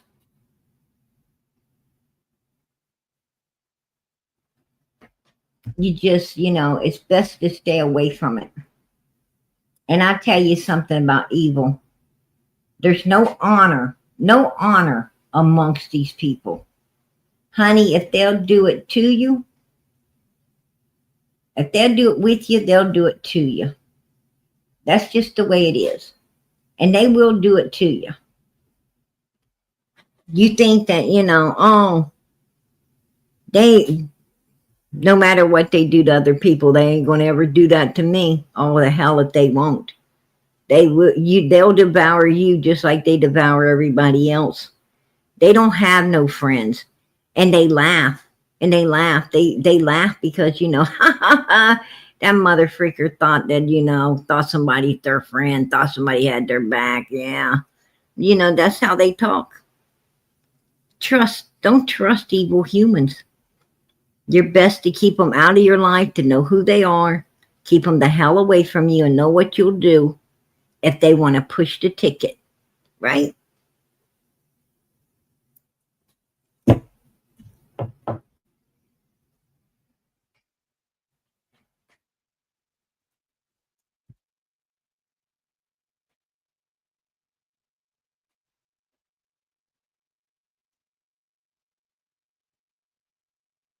We have a 26-year-old who has a criminal bully family. She picks on elderlies and disabled. She's evil. We've prayed to no avail. Yeah, Mary. I'm going to tell you something. You got to turn your back on people like that. You got to turn your back. Move away. Move away from it. I'm going to tell you, I knew people like that. I knew people who were very rude, very mean, very cruel to, the elderly. Hell, they were cruel and mean and disgusting to everybody. It wasn't just to elderly. It was to everyone. I'm going to tell you, people that you think you're safe in the midst of, you're going to find out you wasn't. I'm going to tell you that right now. You will find out that you're not. Trust nobody. Trust nobody. The only one, I'm going to tell you, in this world today, and this is the truth, I'm about to give you some hard truth right now. In this world today, the only one that you can trust, baby, is God Almighty, His Son, Jesus Christ, the Holy Spirit that Jesus left here, to cleanse your soul. But I'm going to tell you now, if you're lucky, if you're very lucky in this life, other than God, Jesus, and the Holy Spirit, maybe the angels would watch over you. But other than them, if you're very lucky, your mother might be your friend. If you're lucky. I'm going to tell you now, I've seen a lot of people that even their damn mother couldn't be trusted. Just saying. They can't even trust their mama. And that's pretty damn bad. This is not a good world.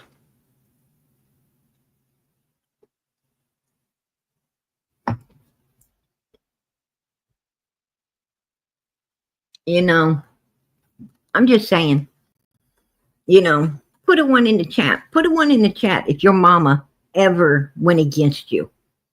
Put a one in the chat if some old lady or old dude or some or one of your siblings showed up, or your cousin or anybody, an aunt, an uncle, if anybody ever showed up and was saying bad stuff about you that was totally not true,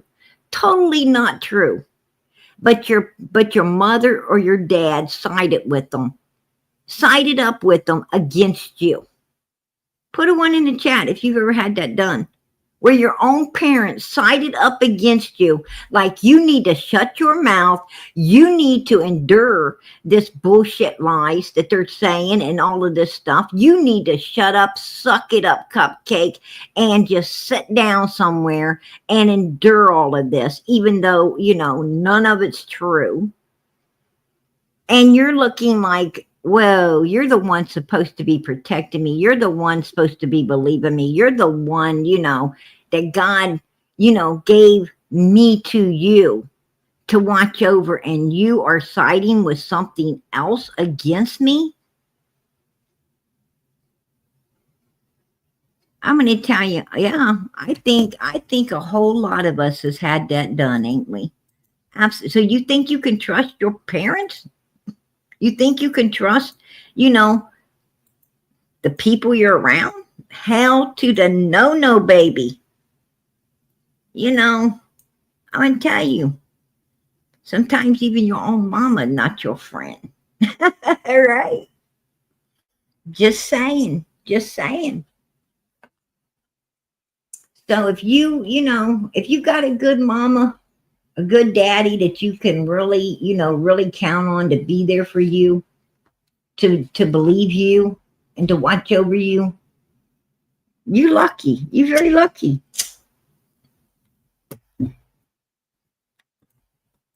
You know,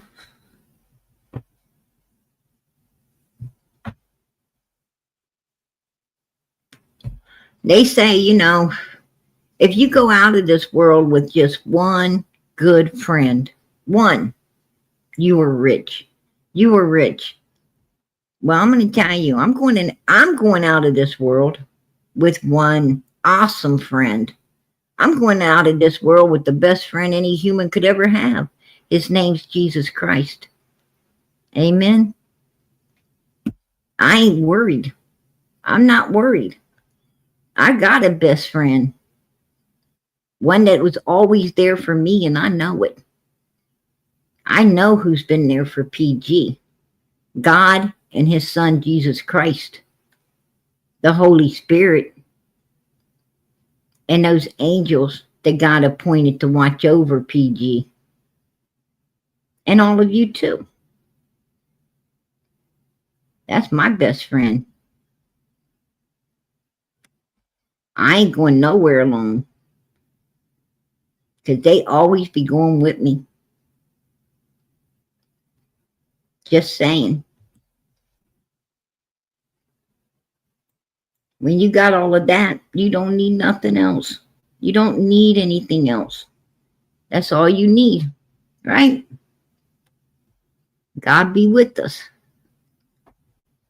But I'm going to tell you, this little girl's case, one of the most evilest cases I've ever seen.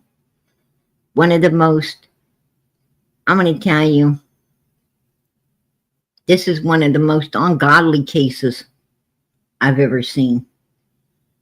Where people could do something so sinister to a 5-year-old little girl and then play a bunch of games and think it's acceptable in the sight of society, in the sight of God, in the sight of his son, in the sight of everyone.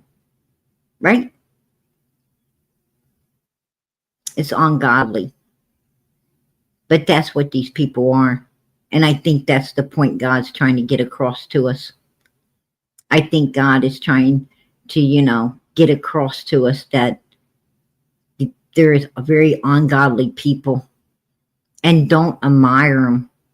Do not admire these people. if anything, feel sorry for him. Feel sorry for him. Because I'm going to tell you, these kind of people right here is exactly why hell was made in the first place, right? Just saying. That's my opinion. I'll keep it. Hey, Mama 6, member for 10 months. Woohoo! All right, girl. God bless.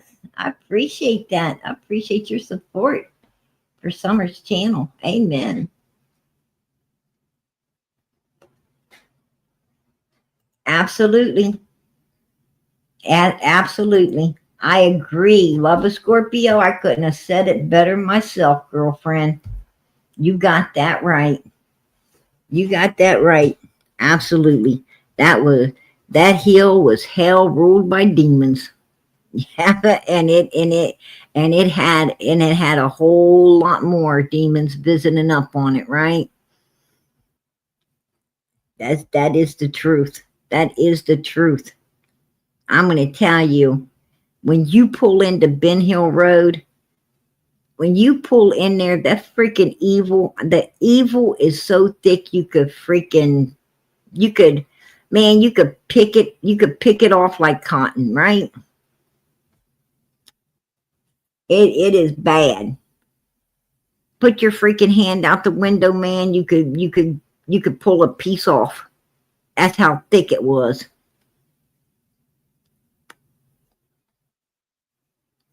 It was thicker than that damn mud coffee they served back in the hills.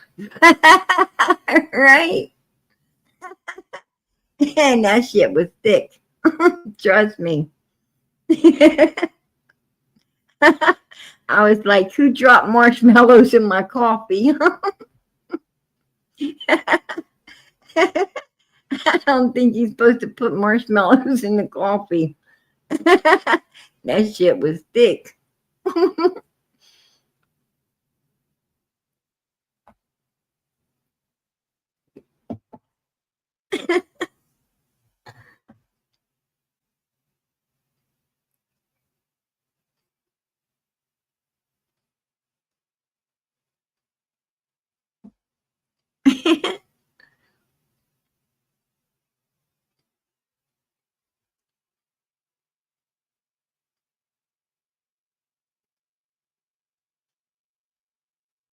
I'm gonna tell you, I didn't hear about that, Stephanie, but you know what? I'm glad you're spreading the good news. All right.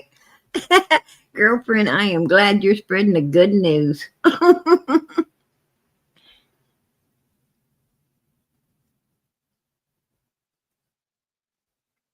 Yeah, right, grieving mama. Absolutely. Absolutely. I'm going to tell you, a lot of parents have their favorite picks, right? They got their little picks, the ones they like so much, and and then the other ones don't get anything. They're always doting over these one or two or three, and the rest, get treated like crap. It's true. It's true. And I'm going to tell you something, honey. I broke the chains on that. I broke the chains on all that shit. When I had my kids, I said, you know what? They ain't going to be no favorites. Like my daughter, she'll be like, I'm the favorite. I'm mommy's favorite, to her brothers. And then I have to send her to her room because she does something, something bad to raise up my blood pressure. And I have to send her to her room, to keep from getting a hold of her. And then she'd be like, he's your favorite. That's why, I'm sending you to your room because you just sent the remote control across the room, or you kind of didn't win the game, so you decided to do a tap dance on the freaking controller. That's why you're going to your room, right? But what happened to you being my favorite? Right? What happened to you being mommy's favorite. I thought you were my favorite. Not today. All right. I'm going to tell you, that daughter of mine, she cracks me up. But I don't have no favorites. Each one of my kids, I've got 4, and each one of them have their own little personalities, their own little ways, their own dreams and everything. And, I stand behind it. I love them all the same. They're all different. I love the fact that, they're all living their own lives and doing their own thing, and they're all different. I like them being different. I wouldn't want to change any of them for the world. And but I don't have no favorite, and I'm not going to have a favorite. It's not right. It's not right. I cater to each one of my children how I see fit. How I see fit, what's best for each one of them. And that's how, how I do it. Now each one of them ain't always happy with my decisions, because, like this one might think that, yeah, that one's getting better, or that one, over there's getting more or something. And, and when I have an issue like that, I take the one that's having a problem to the side and I say, hey, listen, are you blind? Do you not see, what's going on in the household right now? Do you not see why the other one might have needed a little more? Open your eyes. Let's think about it. And and once I do that, well, what I actually did is I, in a nice way, I said, quit being selfish and self-seeking and self-centered. Stop being, stop thinking greedily. And understand why sometimes, one person or the other needs something more than this one or that one. Are you going to be upset because your sibling is sick and I have to pay attention to it and nurse it back to health, and I ain't able, I'm not nursing you, but you're not sick, right? And I have to ask what your problem is.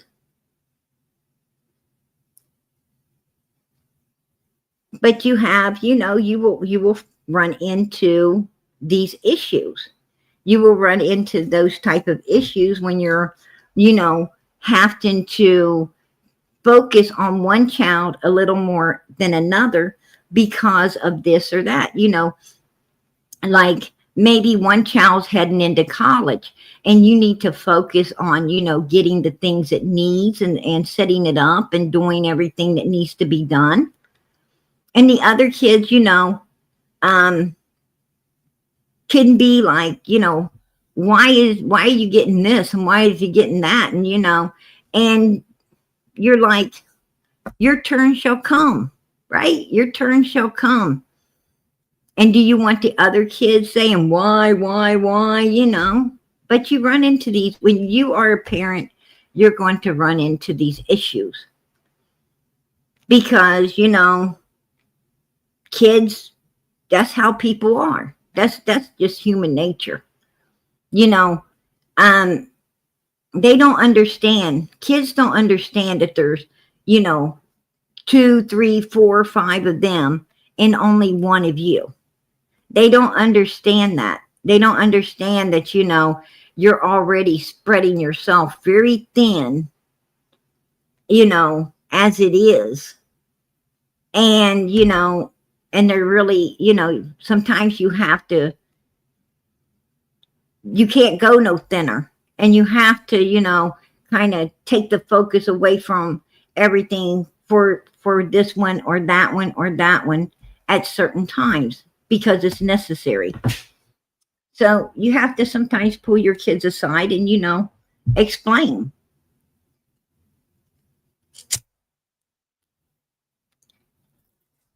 But, for the most part, I've got really, really, really good kids. Really good kids.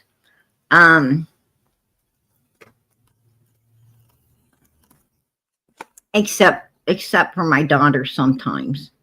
I'm going to tell you, she could be, that one there could be a real pistol. Let me tell you that right now. She could be something different.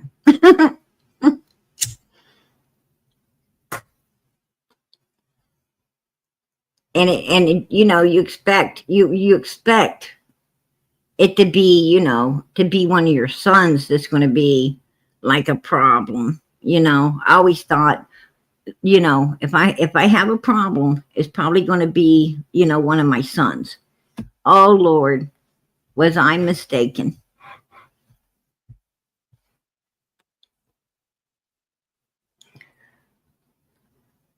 Yeah, exactly. Yeah, it is. I think it is, normal. Um, you know, normal for kids to be, to be like that. Like my daughter, every time, like I could run, I could be running somewhere to just to pick up, like, say, like the other day, I had to run out. I needed some brackets. So I had to run to pick up some brackets. And I promise you, I do not care what store you go into. I do not care if it is like, the mall. I don't care if it's, Wally World. I don't care if it's, it doesn't matter if it's a grocery store, a hardware store. It don't matter where you go. I don't even care if it's a furniture store. It doesn't matter where you go. My daughter always has to have something. She always wants something. I haven't figured that one out yet. But she always wants something. I had to go pick up these brackets, and she was wanting something.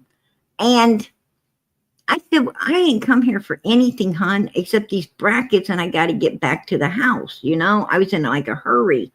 I need to get back to the house. And because, I left a pot on the stove.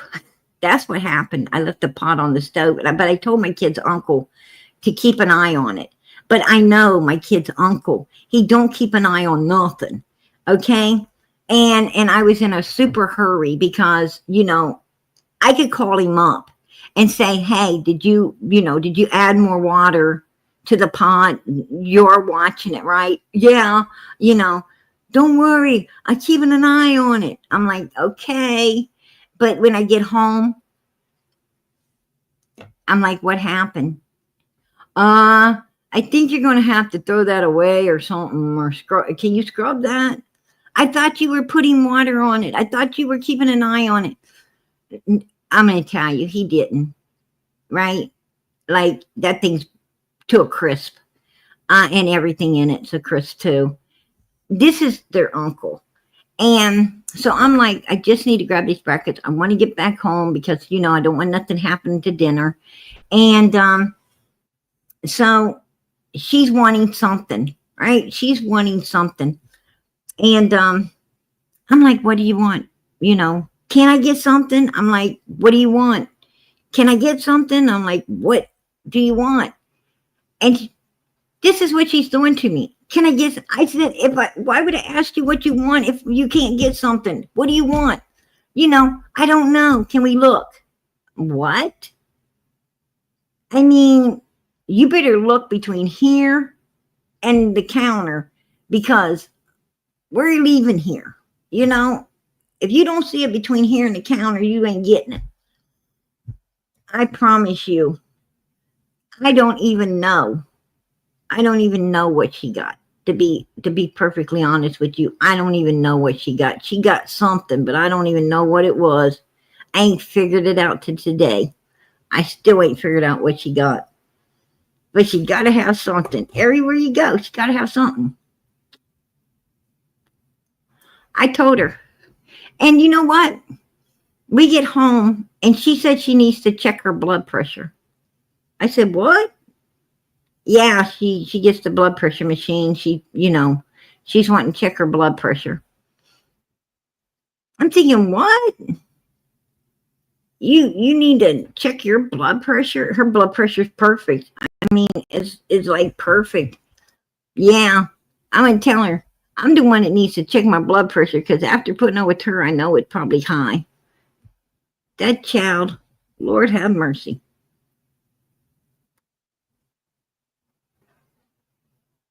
Yeah, like I take my sons on shopping. I'll take them to the mall or take them wherever they want to go. You know, shopping to pick up, like their school clothes for the, school year, or to pick up summer stuff, things they need or whatever. And I promise you, like, you got to push them. You got to push them, to get this and to get that, to buy everything. I have to actually sit at the computer with them to, like if we can't find, the size or the style they want or something. And, so we go online. We'll go online to try to find the stuff. And I have to literally sit at the computer, and push for them to get stuff. Not my daughter, honey. I tell my daughter, you walk into the mall and I promise you that child comes out like packing these bags. She comes out wearing sunglasses, some kind of funky hat, carrying a pocketbook, got 2 or 3 bags in one hand, a couple bags in the other hand. She has her brothers packing some bags. She got her uncle packing some stuff. She got me all boxed up. I'm like, what just happened? What just happened? We get into the vehicle and I got my sons looking at me like, are you going to be able to afford us anything now? After she went shopping? I'm like, I don't know, I hope one of them boxes are big enough for all of us to live in when she gets done, right? Might have to move into the box. Yeah, she's something different. She be looking like freaking little Hollywood. She be looking like Hollywood crossing the parking lot. And all of us, and all of us, let me tell you, we look like her freaking, stock boys packing all the stuff to the vehicle. I'm like, what just went on there? That's straight up truth. She makes me laugh. Yeah, she does. I tell you what, if she wasn't so damn funny, and I mean, if I didn't find her to be so hilarious, I don't know. But I find her to be very hilarious. She's definitely a wild child. What are all of these ones for? Is those ones because all of you have the same thing going on?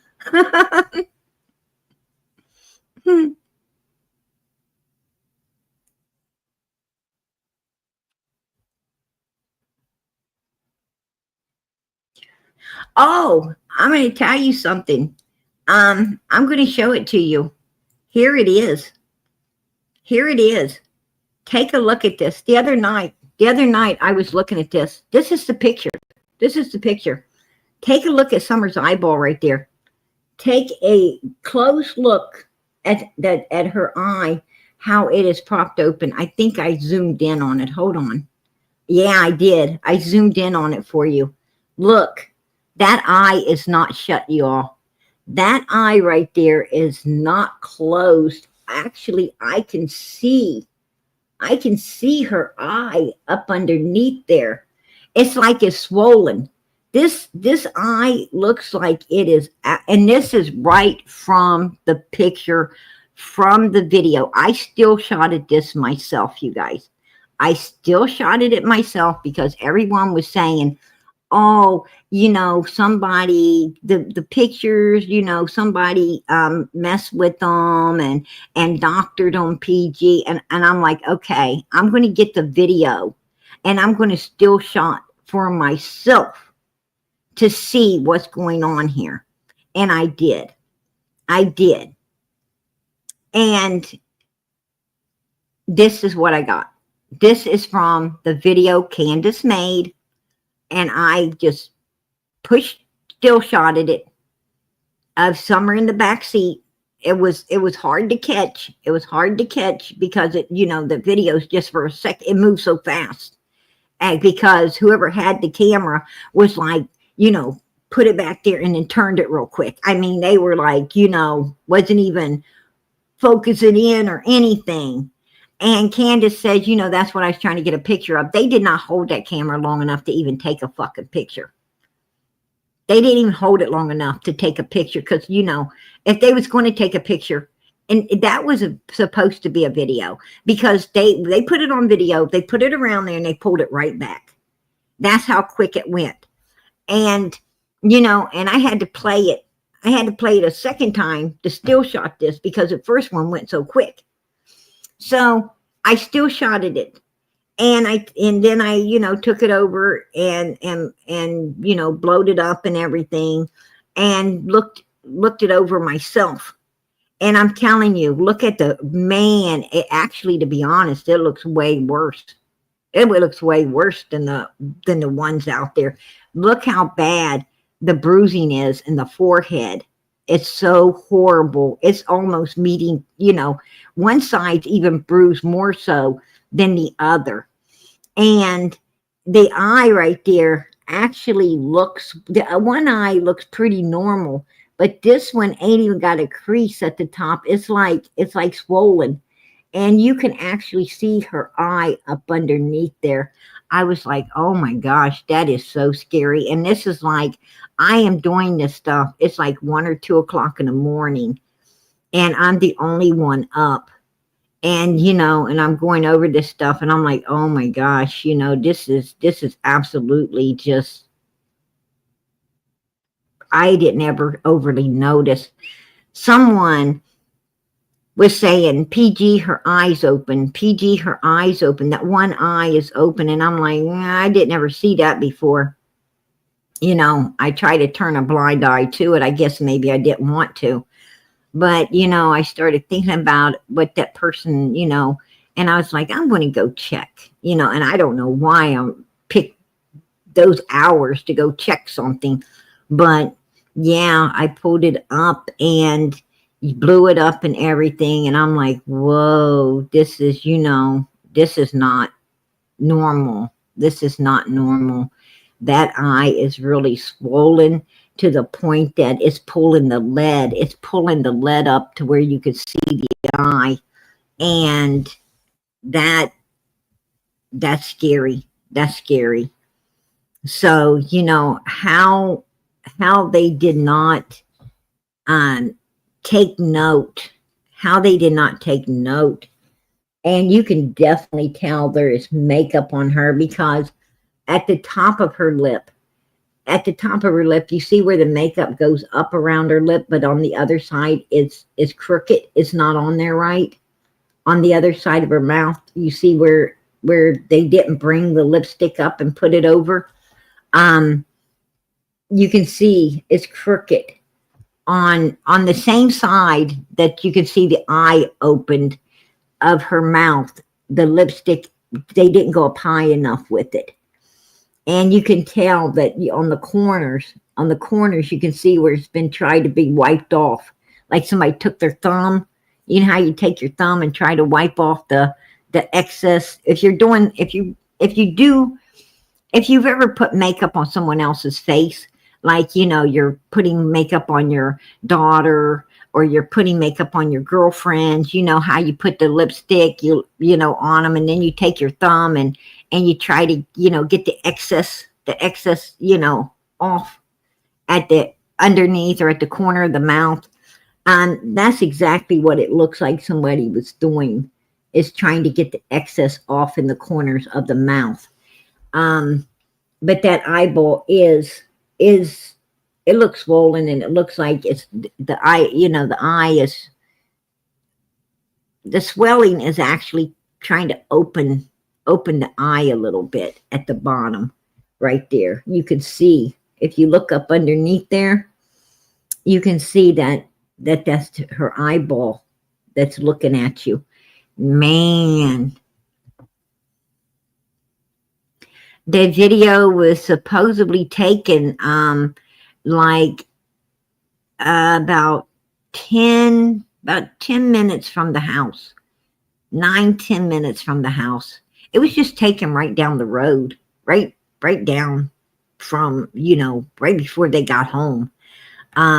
They were damn near home when they did that video. So it would have been taken, I would say, about 3:05, probably about a little bit after 3 o'clock. That's my guesstimate. My guesstimate is about 3:05.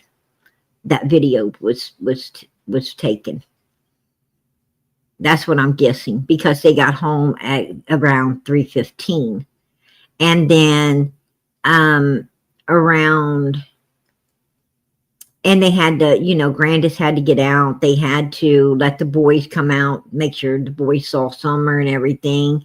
And then the boys went in the house, and Candace went in the house. And so by that time, it would have been after 3:30. And then Candace came back out, went over to talk to her mother for a few minutes before she went down to Fred's to meet up with Chad Arnold. And she met up with Chad Arnold. To my understanding, she met up to Chad Arnold about 4:30. It was about 4:30, around 4:30. So they only, they hadn't been home too long. Candace got home. She spent about an hour at the house, acting like she was home and Summer's home and everything, gaslighting the boys before she went out. Well, actually, she got a phone call from Marlena, and I think Marlena was letting her know that Chad was at Fred's, and that's when she left her phone on the back of Donald's truck. And she came out of Ben Hill Road, went down the road, met up with Chad, and then her and Chad went out of Ben Hill Road. And if I had to make a guess, I would say it was straight over to Morrison Cemetery is where they went. And personally, that's where I truly believe Summer is. I believe she is underneath that particular gravesite over there. If I had to say where she's at, that would be my call. That's where I would say she is. If I was law enforcement, that's where I would be looking. I would definitely be looking into that grave.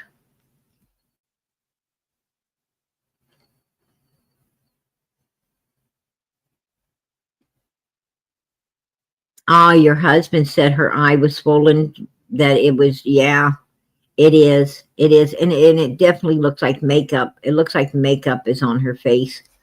And I say that because if you look down the sides of her nose, it's exactly the effect that makeup has when you put it on someone. What I'm saying is the creases that's normally in the side of a person's face, like if you ain't got makeup on, you got that deep crease at the sides of your nose, and she don't have that. When you put makeup on, it kind of takes away, it takes away the crease. It makes your nose look different, right? Because the makeup covers into the creases and stuff, and just makes your makes your face look, the nose look different. And hers seems to be, you know, seems to be like that. So, you know, I definitely think she, you know, that she has makeup on. It looks like it to me.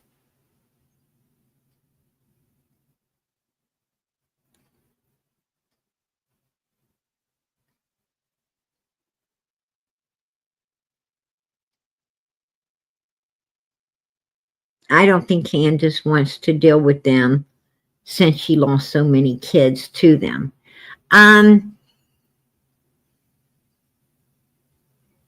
Well, I'm going to tell you, CPS, one thing I know about Child Protective Services is they do not have, I mean, they would not have to, you know, they would not have to steal your child. They don't have to steal your child. They can legally take your child. And in Candace and Dawn's, you know, in Summer's case, they could have came in there and took them kids anytime. I mean, that place was, that place was, you know, hell warmed over, right? And it was just so filthy, so disgusting, so nasty, so, you know, it was a hazard. That place was a hazard. And they could have took those kids anytime they wanted to. I mean, they didn't need to steal nobody's kid. Do I believe that Child Protective Services, you know, took Summer? No, absolutely not. Not in a million years. Hell no. They don't do that. They, you know, once they get your child, they might try to, you know, try to hang on to it. They might try to do something with it. But not, you know, not before they get it legally. No, absolutely not. I don't believe that. No way. Whatever happened to Summer, my opinion, Dawn and Candace and Grandis knows exactly what happened to Summer. And I think Hunter knows what happened to Summer. I think Andy and, you know, I don't know about Jody Sue, but I think Andy knows exactly what happened to Summer. I think Andy knows a whole lot more. I actually think Andy knows more than Hunter. I think Hunter knows what happened to Summer. I think Hunter knows about her being on the milk jugs. I think Hunter knows that, you know, Summer wasn't alive. But I don't think Hunter knows where Summer is. I don't think he knew where they put Summer. I don't think he knows what happened to her after Candace and Grandis left that house. I think Andy knows. I think Andy knows, you know, what happened to Summer at the swimming hole. I think Andy knows exactly what happened to Summer after she got back to Ben Hill Road. I think Andy knows it all. That's my opinion.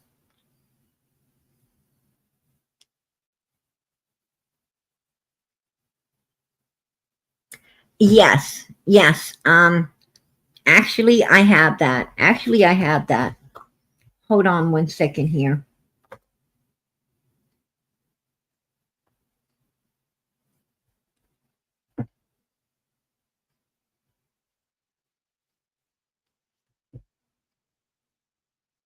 Yeah, I do. I brought it with me.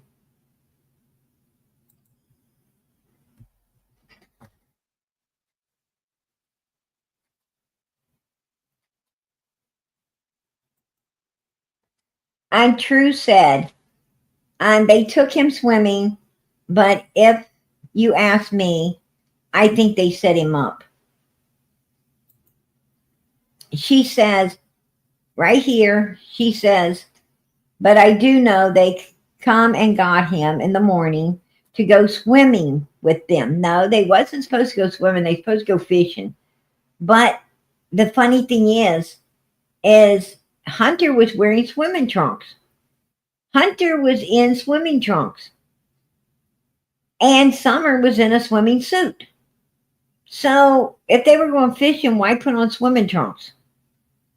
That's what I'm saying. You know, it sounds to me like Hunter knew beforehand what was going down. That, you know, he's up waiting in swimming trunks and everything. So, you know, but True's trying to say 2 o'clock. Now, you know, yes, like I said, I did my best making sure she had everything she needed. Like when she came to the house, sometimes she came over with dirty clothes on, and I'd go and get her a clean pair of my cousin's clothes. You know, they all wanted to sound good. But Hunter well taken care of. So he does not need no social media attention. He didn't even know he was being recorded on social media from his own father until last night. And he was upset about it, like I said in the beginning of, you know, when we got on the call. I think Hunter knowed that he was on social media because he could see himself on social media. He would, you know, I didn't know on social media. Yeah, you do, because for one, you have to take the link to come up on panel. 2, you know, you're on social media because you have to, you know, you're writing in a chat. You're not going to be writing in a damn chat, and you're not going to be taking links to come up if it ain't social media. You know, that's just bullshit. That's just bullshit. Hunter, do you think Candace was up to no good using you as a so-called alibi? A so-called alibi. I can only say that I was there till 3:30. So I can only say that I was there till 3:30. I can only say I was there till now. He's saying 3:30. His sister's saying 2. He's saying 3:30. Right? Allison's saying 2:30. Hunter was saying 2:30. Now it's moved it to 3:30. But Candace got home. Candace got home between 3:15 and 3:30. Law enforcement knows that she got home between, you know, 3:15 and 3:30 for sure. They know around the time she arrived back because of the time of the video. They know exactly, and it was only like 10 minutes from the house. So he couldn't have been with her till 3:30 unless he went to Ben Hill Road with them. And then he would have been with them even longer because it would have been 40, 45 minutes going back to his house to take him home. So Candace, you know, it's like 40 minutes. It takes 40 to 45 minutes to go from Hunter's house to Candace's house. So she would have had to drop him off around 2:30, you know, to get herself home at the time she did. But he's saying 3:30. So, you know, law enforcement knows a lot more than we do. Law enforcement knows a lot more than we do. I suspected that they arrived at Hunter's house. See, Hunter wanted to spend an hour and a half at the grocery store. And we know they didn't spend that kind of time there. Actually, they were in the grocery store about 15 to 20 minutes is how long they was in the grocery store. They didn't grab much, and they wasn't in there too long. You know, less than 30 minutes, more like 20 minutes in the grocery store before they came back out of there. And then, and that was around when they stopped at Priceless. That would have been around, that was between 1 and 1:30 when they went to Priceless. And then they went straight to Hunter's house. So True is right when she said 2 o'clock, that's about the time they came there, was at 2. And Candace didn't leave until 2:30 or maybe a little after. And I think that's because between 2 and 2:30 is when they were dressing, cleaning up Summer real quick, getting her redressed, putting some makeup on her face, and then staging her up on those milk cartons. And I think that's when they got, back into the vehicle. I think they pulled away because Graham Bun was coming over, and Allison wanted to get them out of there before Graham Bun showed up.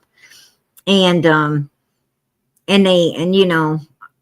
they would have been leaving out of there around 2:30, 2:35, somewhere around there, heading, to Ben Hill Road. And I'm sure, Candace was really, giving it some gas and get back. So what would have usually been a 45-minute trip probably was more like, maybe 35 minutes or so, as quick as she was, trying to get back to the house. I mean, she was probably really kicking it to get back to Ben Hill Road, with Summer laying in the back like that. And they're worried about the milk jugs falling. They're worried about, the tree trimmers. They're worried about, they're probably worried about a lot of things coming back into Ben Hill. But supposedly they got back into Ben Hill between 3:15 and 3:30 and went up on the hill. And then she supposedly came back off the hill around the 4:30 mark there and went down to Fred Hill's house, and then follows Chad Arnold out of Ben Hill onto Beach Creek, where they disappeared. And then Candace comes back. When she comes back, she supposedly came back around the 5:30, a little bit after 5:30 mark, and went up on the hill. And that's when, close about 10, 15 minutes later, she's going into the house, hollering about Summer, and the boy's supposed to be watching Summer, and where is Summer, and all of this BS. And, gaslighting the boys up even more now, even more so. Where's your sister? And they're wigged out, scared, don't know what's going on. And, they thought she's outside. They thought she was at the swing because they didn't ever see her come in the house. And they thought she's outside the whole time because, they didn't even see her get out of the car. They knew she was in it, but they didn't see her get out. And they just assumed she's out at the swing or whatever. And, because they're telling people, she's out at the swing because that's what they assumed, because she didn't ever come in. But they seen her in the vehicle, so they knew she's back. And, and that's pretty much, what was going on there. Yeah, Summer had no idea. I don't know, though. I don't know, because Don Wells made a statement. Donald made a statement. Put a 1 in the chat if, and this is something I just took note to recently as well. I was listening to some videos of Don talking, and Don Wells made a statement that to someone he was talking to. I don't remember. I can't remember who exactly he was talking to, but he was talking to someone, and he said that he knew Summer was going to be missing. He knew she was, it wasn't Dolly. It wasn't the one on Dolly's. It was somebody else he was speaking with about the same topic of, the angel. And he didn't mention the angel to this person, though. He just said that, he knew that something was going to happen to Summer. He always had a feeling something was going to happen to her, and so forth and so on. And then he said, and it really, struck hard, because he said, I think she knew it too. Put a 1 in the chat if you heard that. I was like, what? It's almost as if,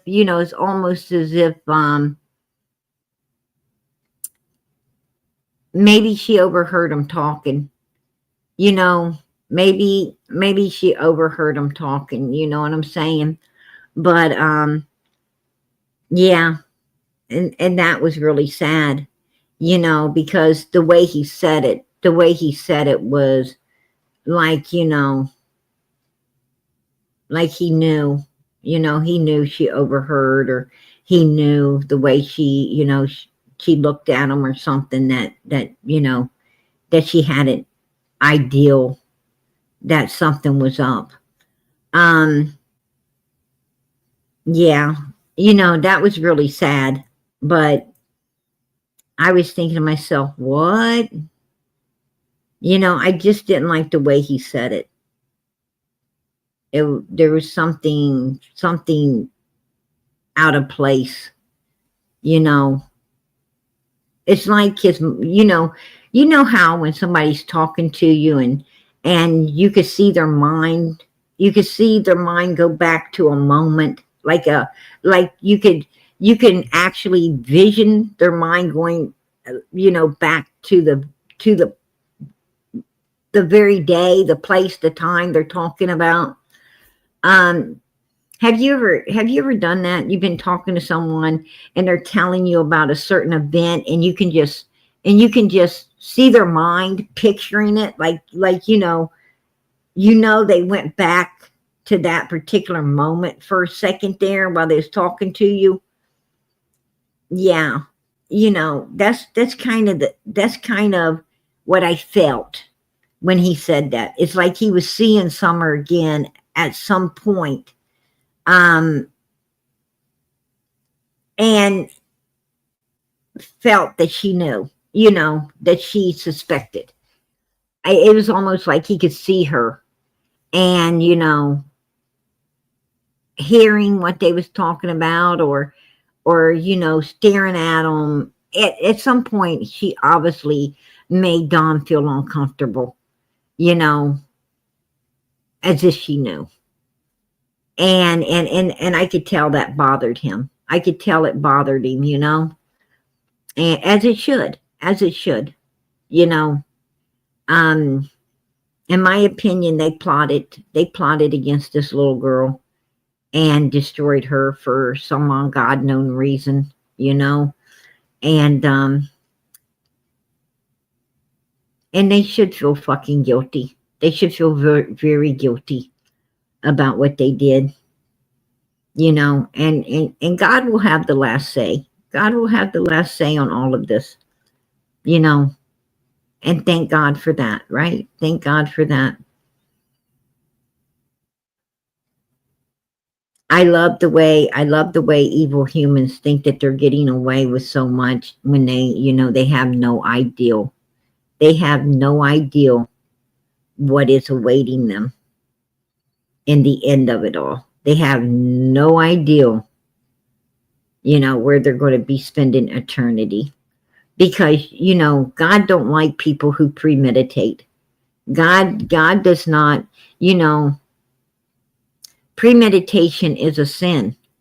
You can't say, I'm going to do all kinds of evil today and then find some forgiveness later.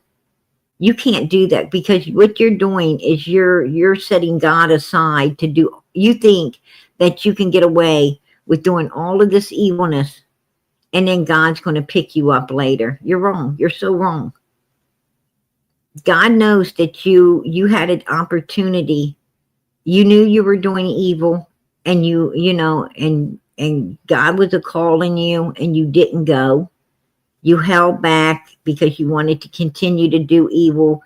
You kept saying, oh, I got time, I got time, I got time. And you kept doing that evil and that evil and that evil, you know, and now all of a sudden, you know, after, you know, you feel you're too old, or, you know, you're ready to meet the maker or whatever. You want to try to jump into all this righteousness. And, you know, God's going to be like, hey, you plotted and planned and all of these things and thought that you're going to get into heaven. I don't need people like this in heaven. I mean, that's what I believe. That's my opinion. You know, God don't want evil people, that's what the devil did, right? That's what the devil did. The devil's walking around heaven plotting and everything, and you know, to turn on God and trying to get other people to go with him to turn on God. And that's why God hurled him to the earth, right? He hurled him down to the earth. And you know, them angels are locked away in total darkness, right? They're locked away in Hades, in total darkness. And you know, God's like, you know, I don't need people, you know, who want to continue, you know, think they can do all this bad, and then you know, come to me later after hurting a ton of my children, right? They done evil to a ton of my children, and then expect me, you know, to forgive all of this, when they should have been getting that forgiveness way before they hurt all of these people. They should have been doing that then. And it was manipulating. It was very manipulating. Because, you know, they thought they had time. They kept setting, you know, kicking God aside, and because they loved them, and they would have still been doing it if, you know, they wouldn't have got too old or too, you know, whatever, sick or whatever it is. They'd have still been doing it. And I don't think God wants people like that up there. Because, you know, what keeps them from turning evil again?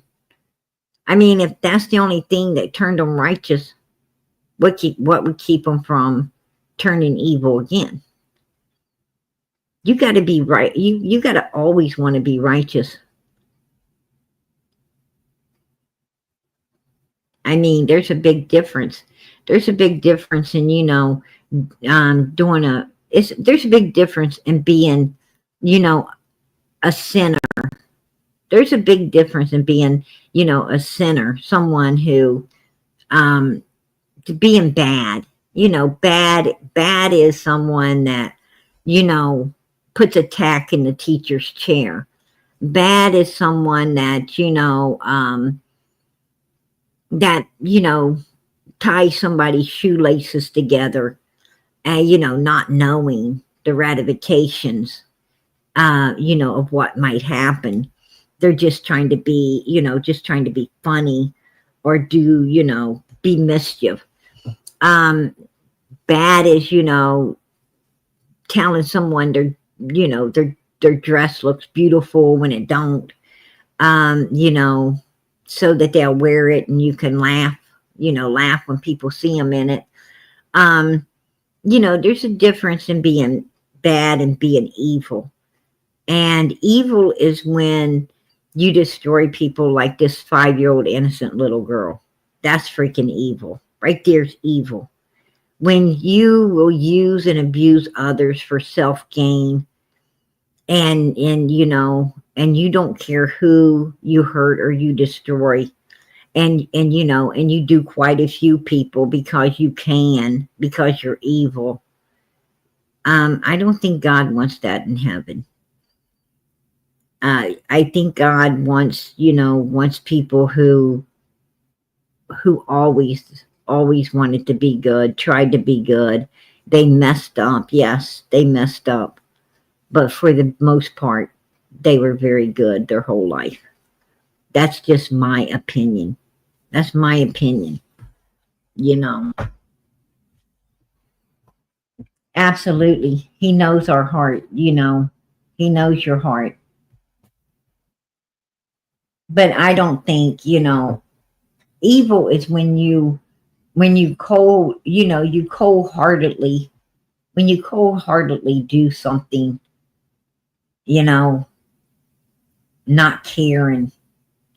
Like, you don't care to destroy other people. You don't care to take other people's lives, but you don't want no one taking yours. You know, you're not only a cold-hearted human, but you're a coward.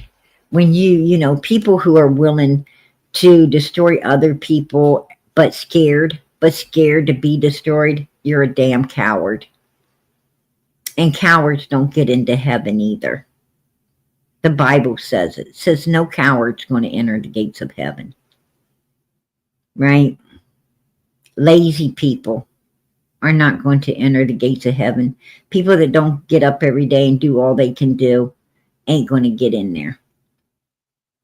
There's no room for all of that. It's just the way it is. I mean, people need to read their Bible for themselves. You know, I've been seeing a lot of stuff. I've been seeing a lot of stuff on, you know, about purgatory. You know, they can pray your loved one out of purgatories, and if you give them money, they'll pray your loved ones out of purgatory and stuff. And I'm going to tell you something. Right here is purgatory, baby. Purgatory, you know, is a place where you choose whether you're going up or you're going down. It's a place in between heaven and hell. And this right here is it. And this is where you're making your choice of whether you're going up or you're going down. I hope everyone's making the right choices. You know, that's what I hope. I pray that everybody's making the right choices, but I know they're not. And, you know, that's a scary thing. That's a scary thought. You know, am I going to get satisfaction of seeing people in hell? No, I'm not going to get no satisfaction of seeing people in hell. Because those people you see in hell are people you loved. See, you can't hate somebody unless you loved them first. Right? You can't dislike someone unless you liked them. They had to mean something to you in order for you to dislike them. At one time, that person had to mean something to you for you to dislike them. And I don't wish to see, I don't care how bad a person is. And, you know, I don't even care if I didn't know them. If I didn't know, maybe it's somebody that done something bad to someone I know. And, you know, and I didn't like them because I knew they did something evil to someone I loved. You know, the point is, I still don't want to see them in Hades. I'm not going to get satisfaction out of seeing them in Hades.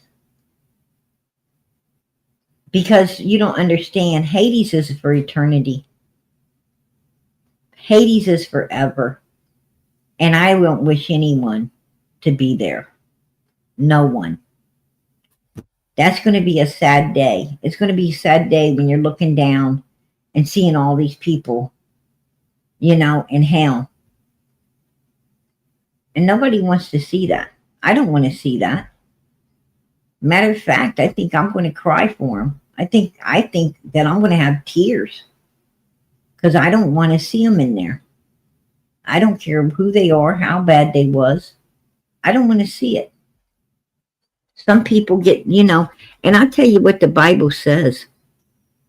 The Bible says if you dislike someone, you know, you're supposed to leave your enemies to God. If you don't like someone, you know, leave them to God.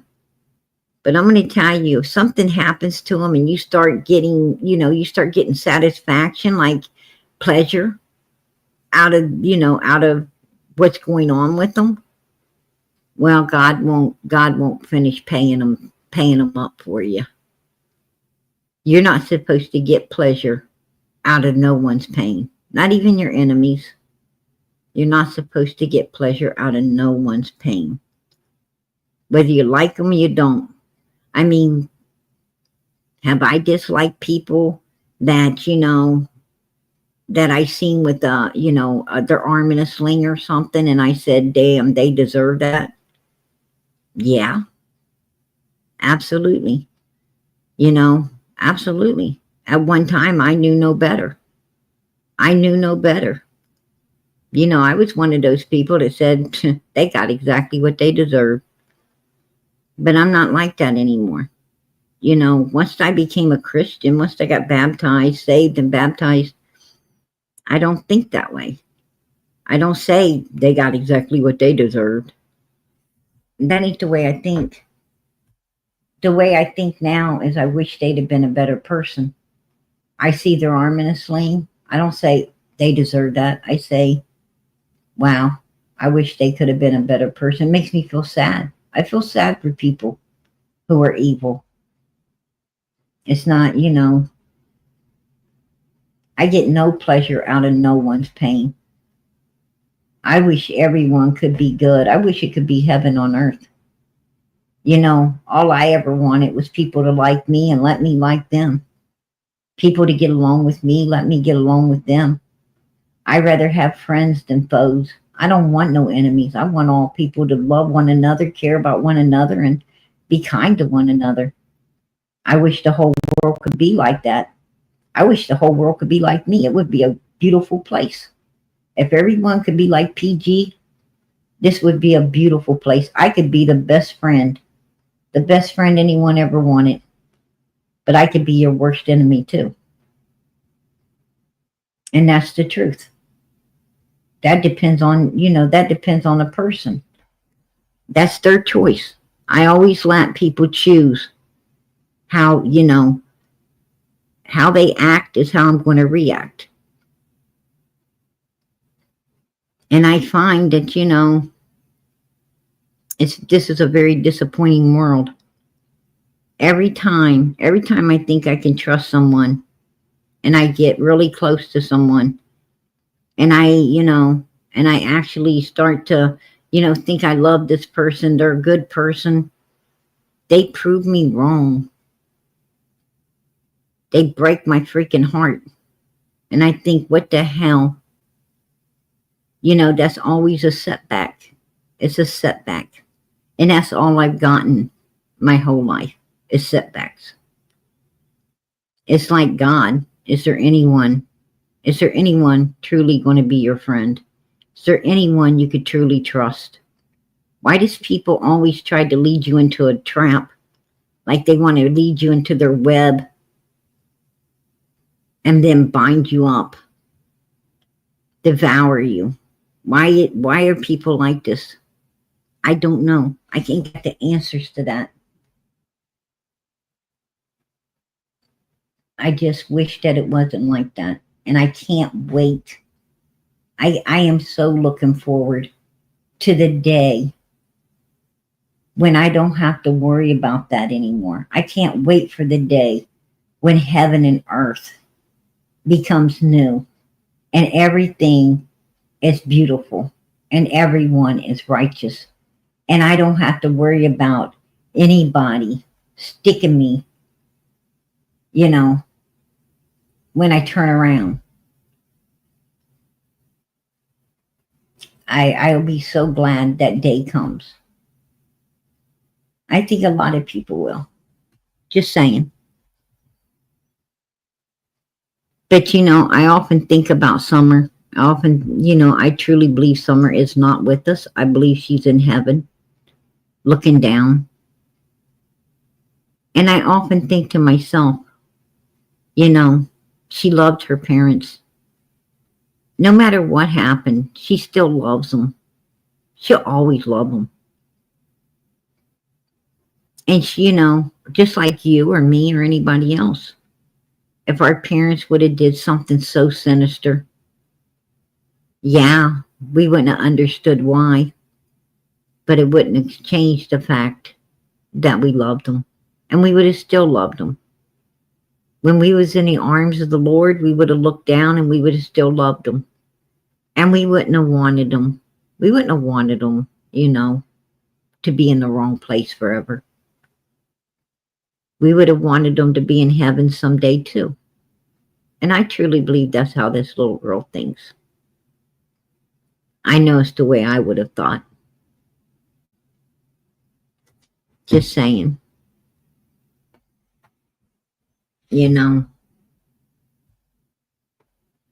But I think it's a sinister thing. I believe that Don and Candace and Grandis, I think they destroyed that little girl. And I truly believe that they should tell the truth. I think that Don and Candace and Grandis, I think they need to step up. And I think they need to tell the truth for their daughter. I think they need to tell the truth about what happened June 15th, 2021. I think they need to confess those sins, get them off their back. They should, they should respect Summer, and they should tell what happened. They should pay the price on earth so they can get to heaven with her forever, because that's what she wants, right? She wants them to be in heaven. and they need to quit doing evil. They need to confess what they done. And they need to really work and try to be with this little girl in the future. Will they do that? I don't know. In the same way with Hunter. Hunter knows what happened at that swimming hole. Hunter needs to speak up. He needs to tell the truth. I'm sure, you know, Summer wants to see him in heaven too. She loved that boy. She loved his sister. She loved that whole family. She trusted them. She trusted them.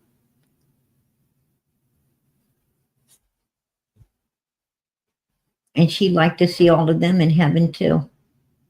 They need to respect her. They need to tell the truth. They need to let her be found, laid to rest properly. They need to let her have closure and her brothers to have closure.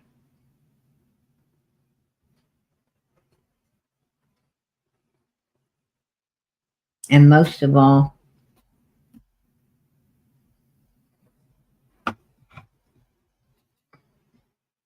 they need to, you know, make up for the evil that's been done.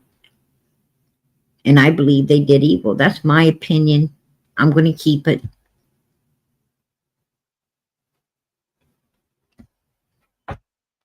I can't make these people do anything. You can lead a horse to water, but you can't make it drink.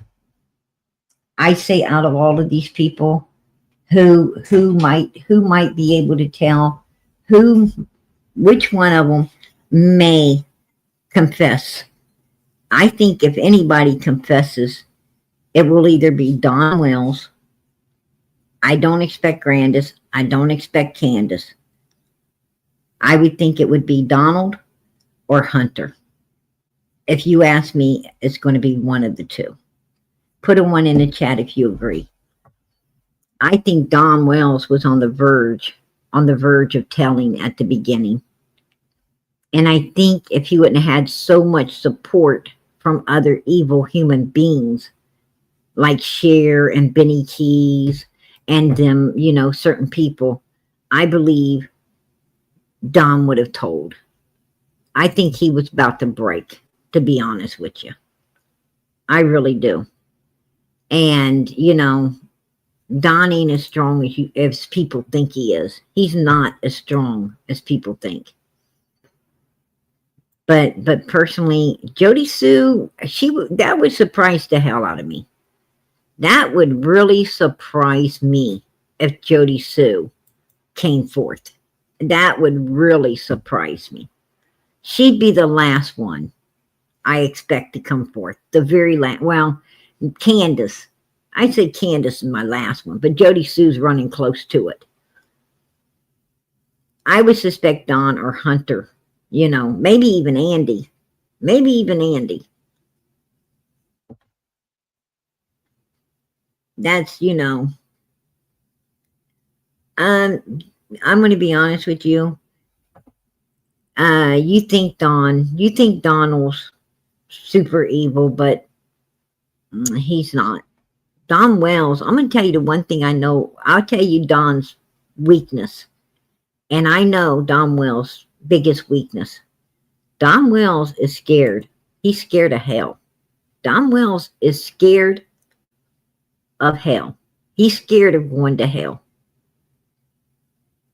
Now, I don't know, you know, I don't know where Don learned. Don learned enough about God and the Bible and everything. He learned enough to be scared of being put into hell. And Don Wells knows who has all say about where you're going in this life. And that's why, you know, that's why I believe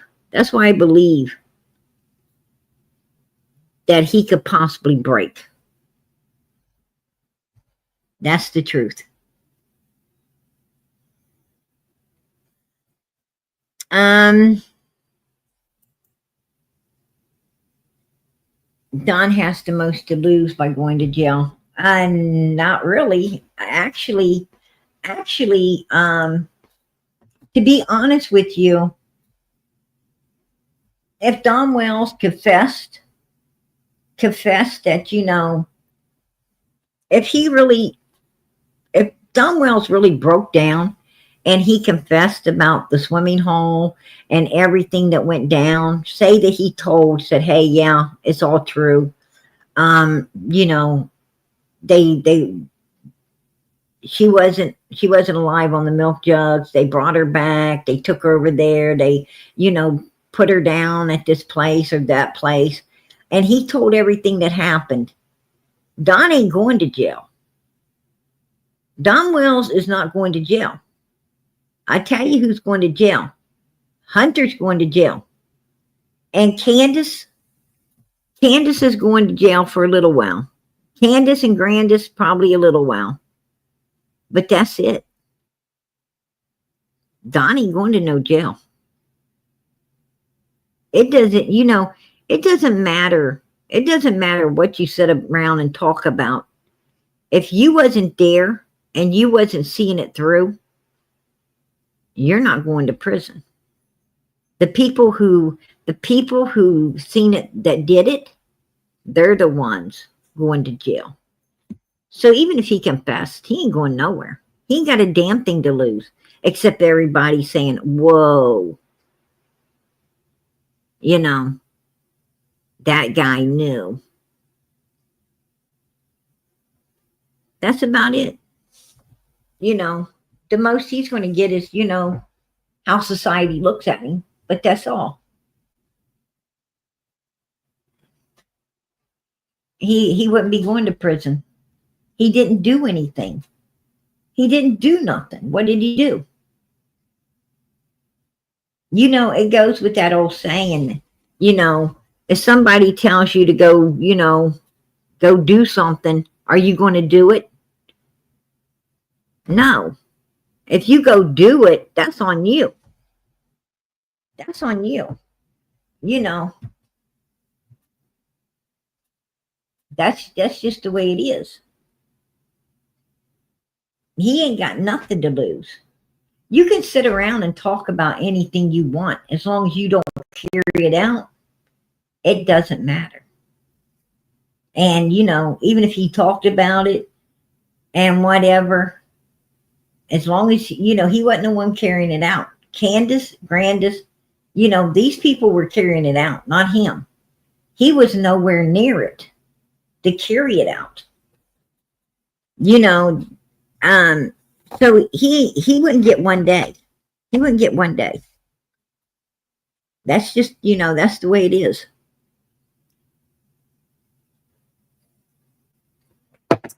Well, you may know that.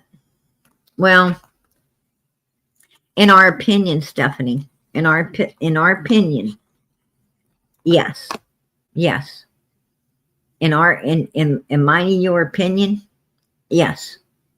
And that's probably what Candace and Grandis is going to say and everything, but they can't prove it. They destroyed all the evidence.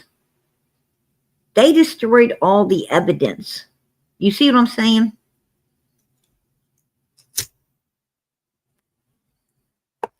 When they went and they carried it all out, did what we believe, in our opinions, what happened, they destroyed all of that evidence. I mean, that it is basically he said, she said, BS now. Right? There's no proof. There's no proof. And that 911 call ain't even proof, because law enforcement didn't act on it. They didn't act on it. We heard it. We know what was going on. Yes. But they didn't act on it. And we have no proof. We have no proof. And that's what law enforcement deals with every day. But, if Don Wells tomorrow woke up and said, I want to save my soul, I want to be in heaven for eternity, and I want to save my soul, I'm going to police, I'm going to tell what happened, I'm going to get this burden off my back, I'm not going to suffer like this no more. And he went and told he wouldn't get a day because there's no proof. No proof that he ever did nothing. No matter what Candace and Grandis, no matter what any of them says, there's no proof. There's nothing to convict him on. And that's what the lawyers are going to say. You destroyed the evidence. You know, you committed all the crime. You destroyed all the evidence. You guys are going to prison. And that's just the way it is. And I think Dom was about to go tell for the reward fund until he figured out he couldn't get it. I think he's going to go tell exactly what happened and where she was to get the reward fund. Straight up. Because he was, you know, he asked me to check into it. He asked me to find out if there was a way for him to get it. And, you know, I mean, you know, I was like, parents don't get a reward fund. You know, you're the parent. I was upset. You know, it shocked me that he would be wanting a reward fund for his missing daughter instead of putting a reward up. And I kind of got, you know, upset and said, what are you talking about? You can't get a reward fund. You're the parent. You're supposed to be putting a reward fund up, Donald. What are you talking about? You know, I got kind of upset. But now I wish I wouldn't have. I wish, you know, I wish I would have been like, hey, you might be able to, you know, I wish I would have, you know, held my temper. Sometimes I don't, you know, sometimes I don't know how to do that. And I, you know, and I got, and many times, you don't know how many times I felt so bad that I wasn't able to hold my temper that day. I wish I'd have been thinking smarter.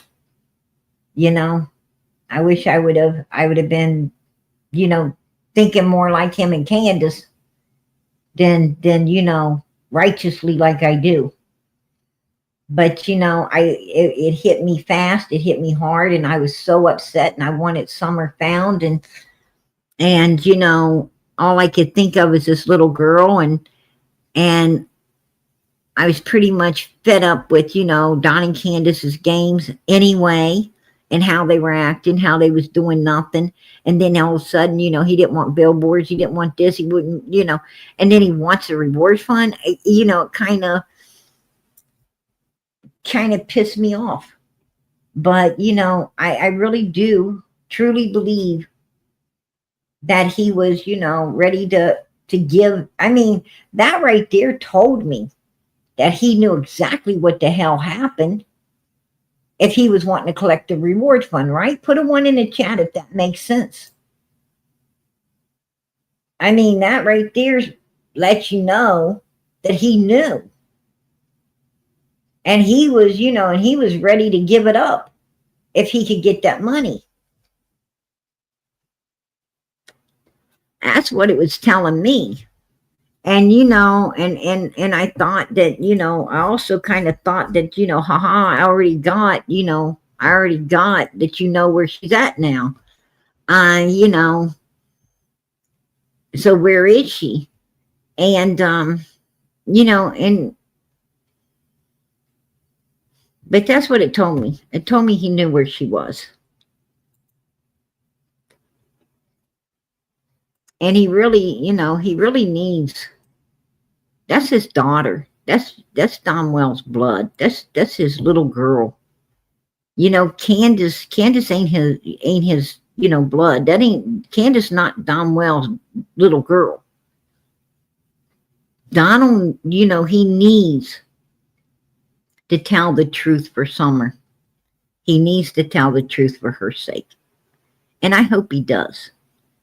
I hope he does. And I know he's scared of going to hell, ain't you, Donald? You're scared. That you are. And I know that.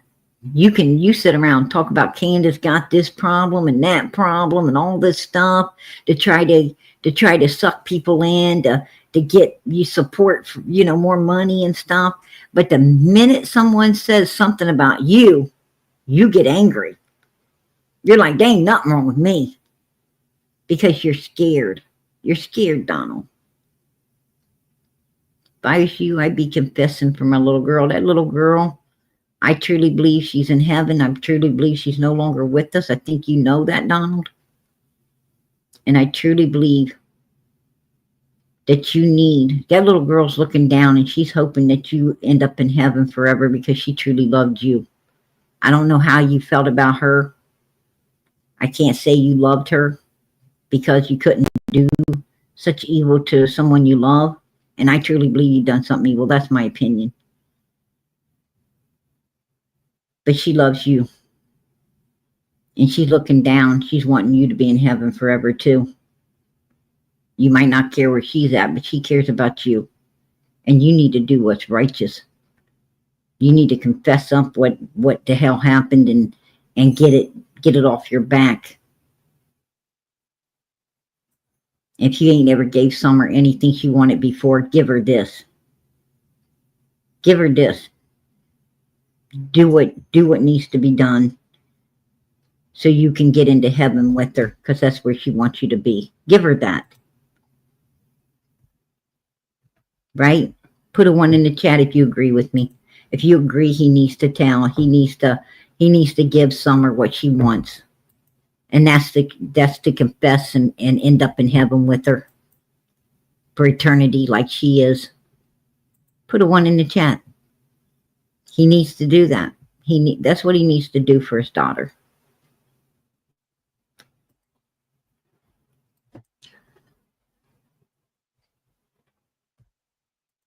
Absolutely. Absolutely, Mara. Absolutely, Wendy. Absolutely. Do that for Summer. Do that for this little girl. If you don't do nothing else, please repay her with that. Take a burden off of both of you and do that for her, Donald. At least I pray you do. And I'm sure Summer is up there praying as well. Right?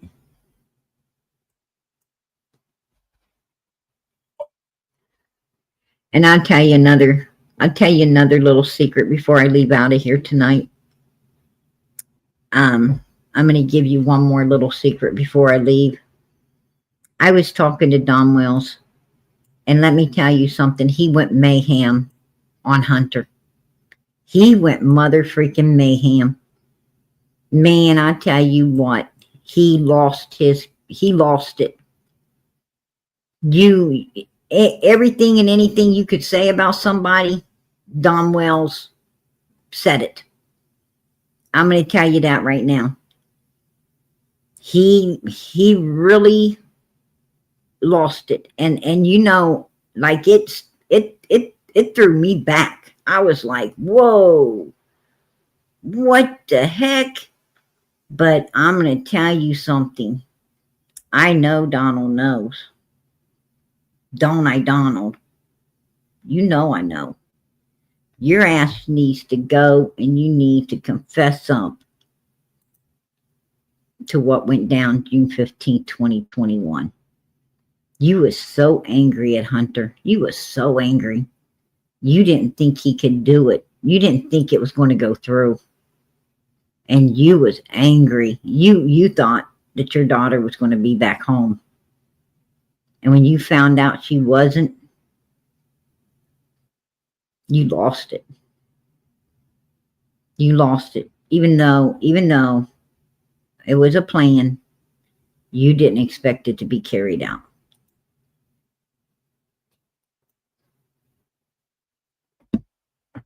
That's my opinion.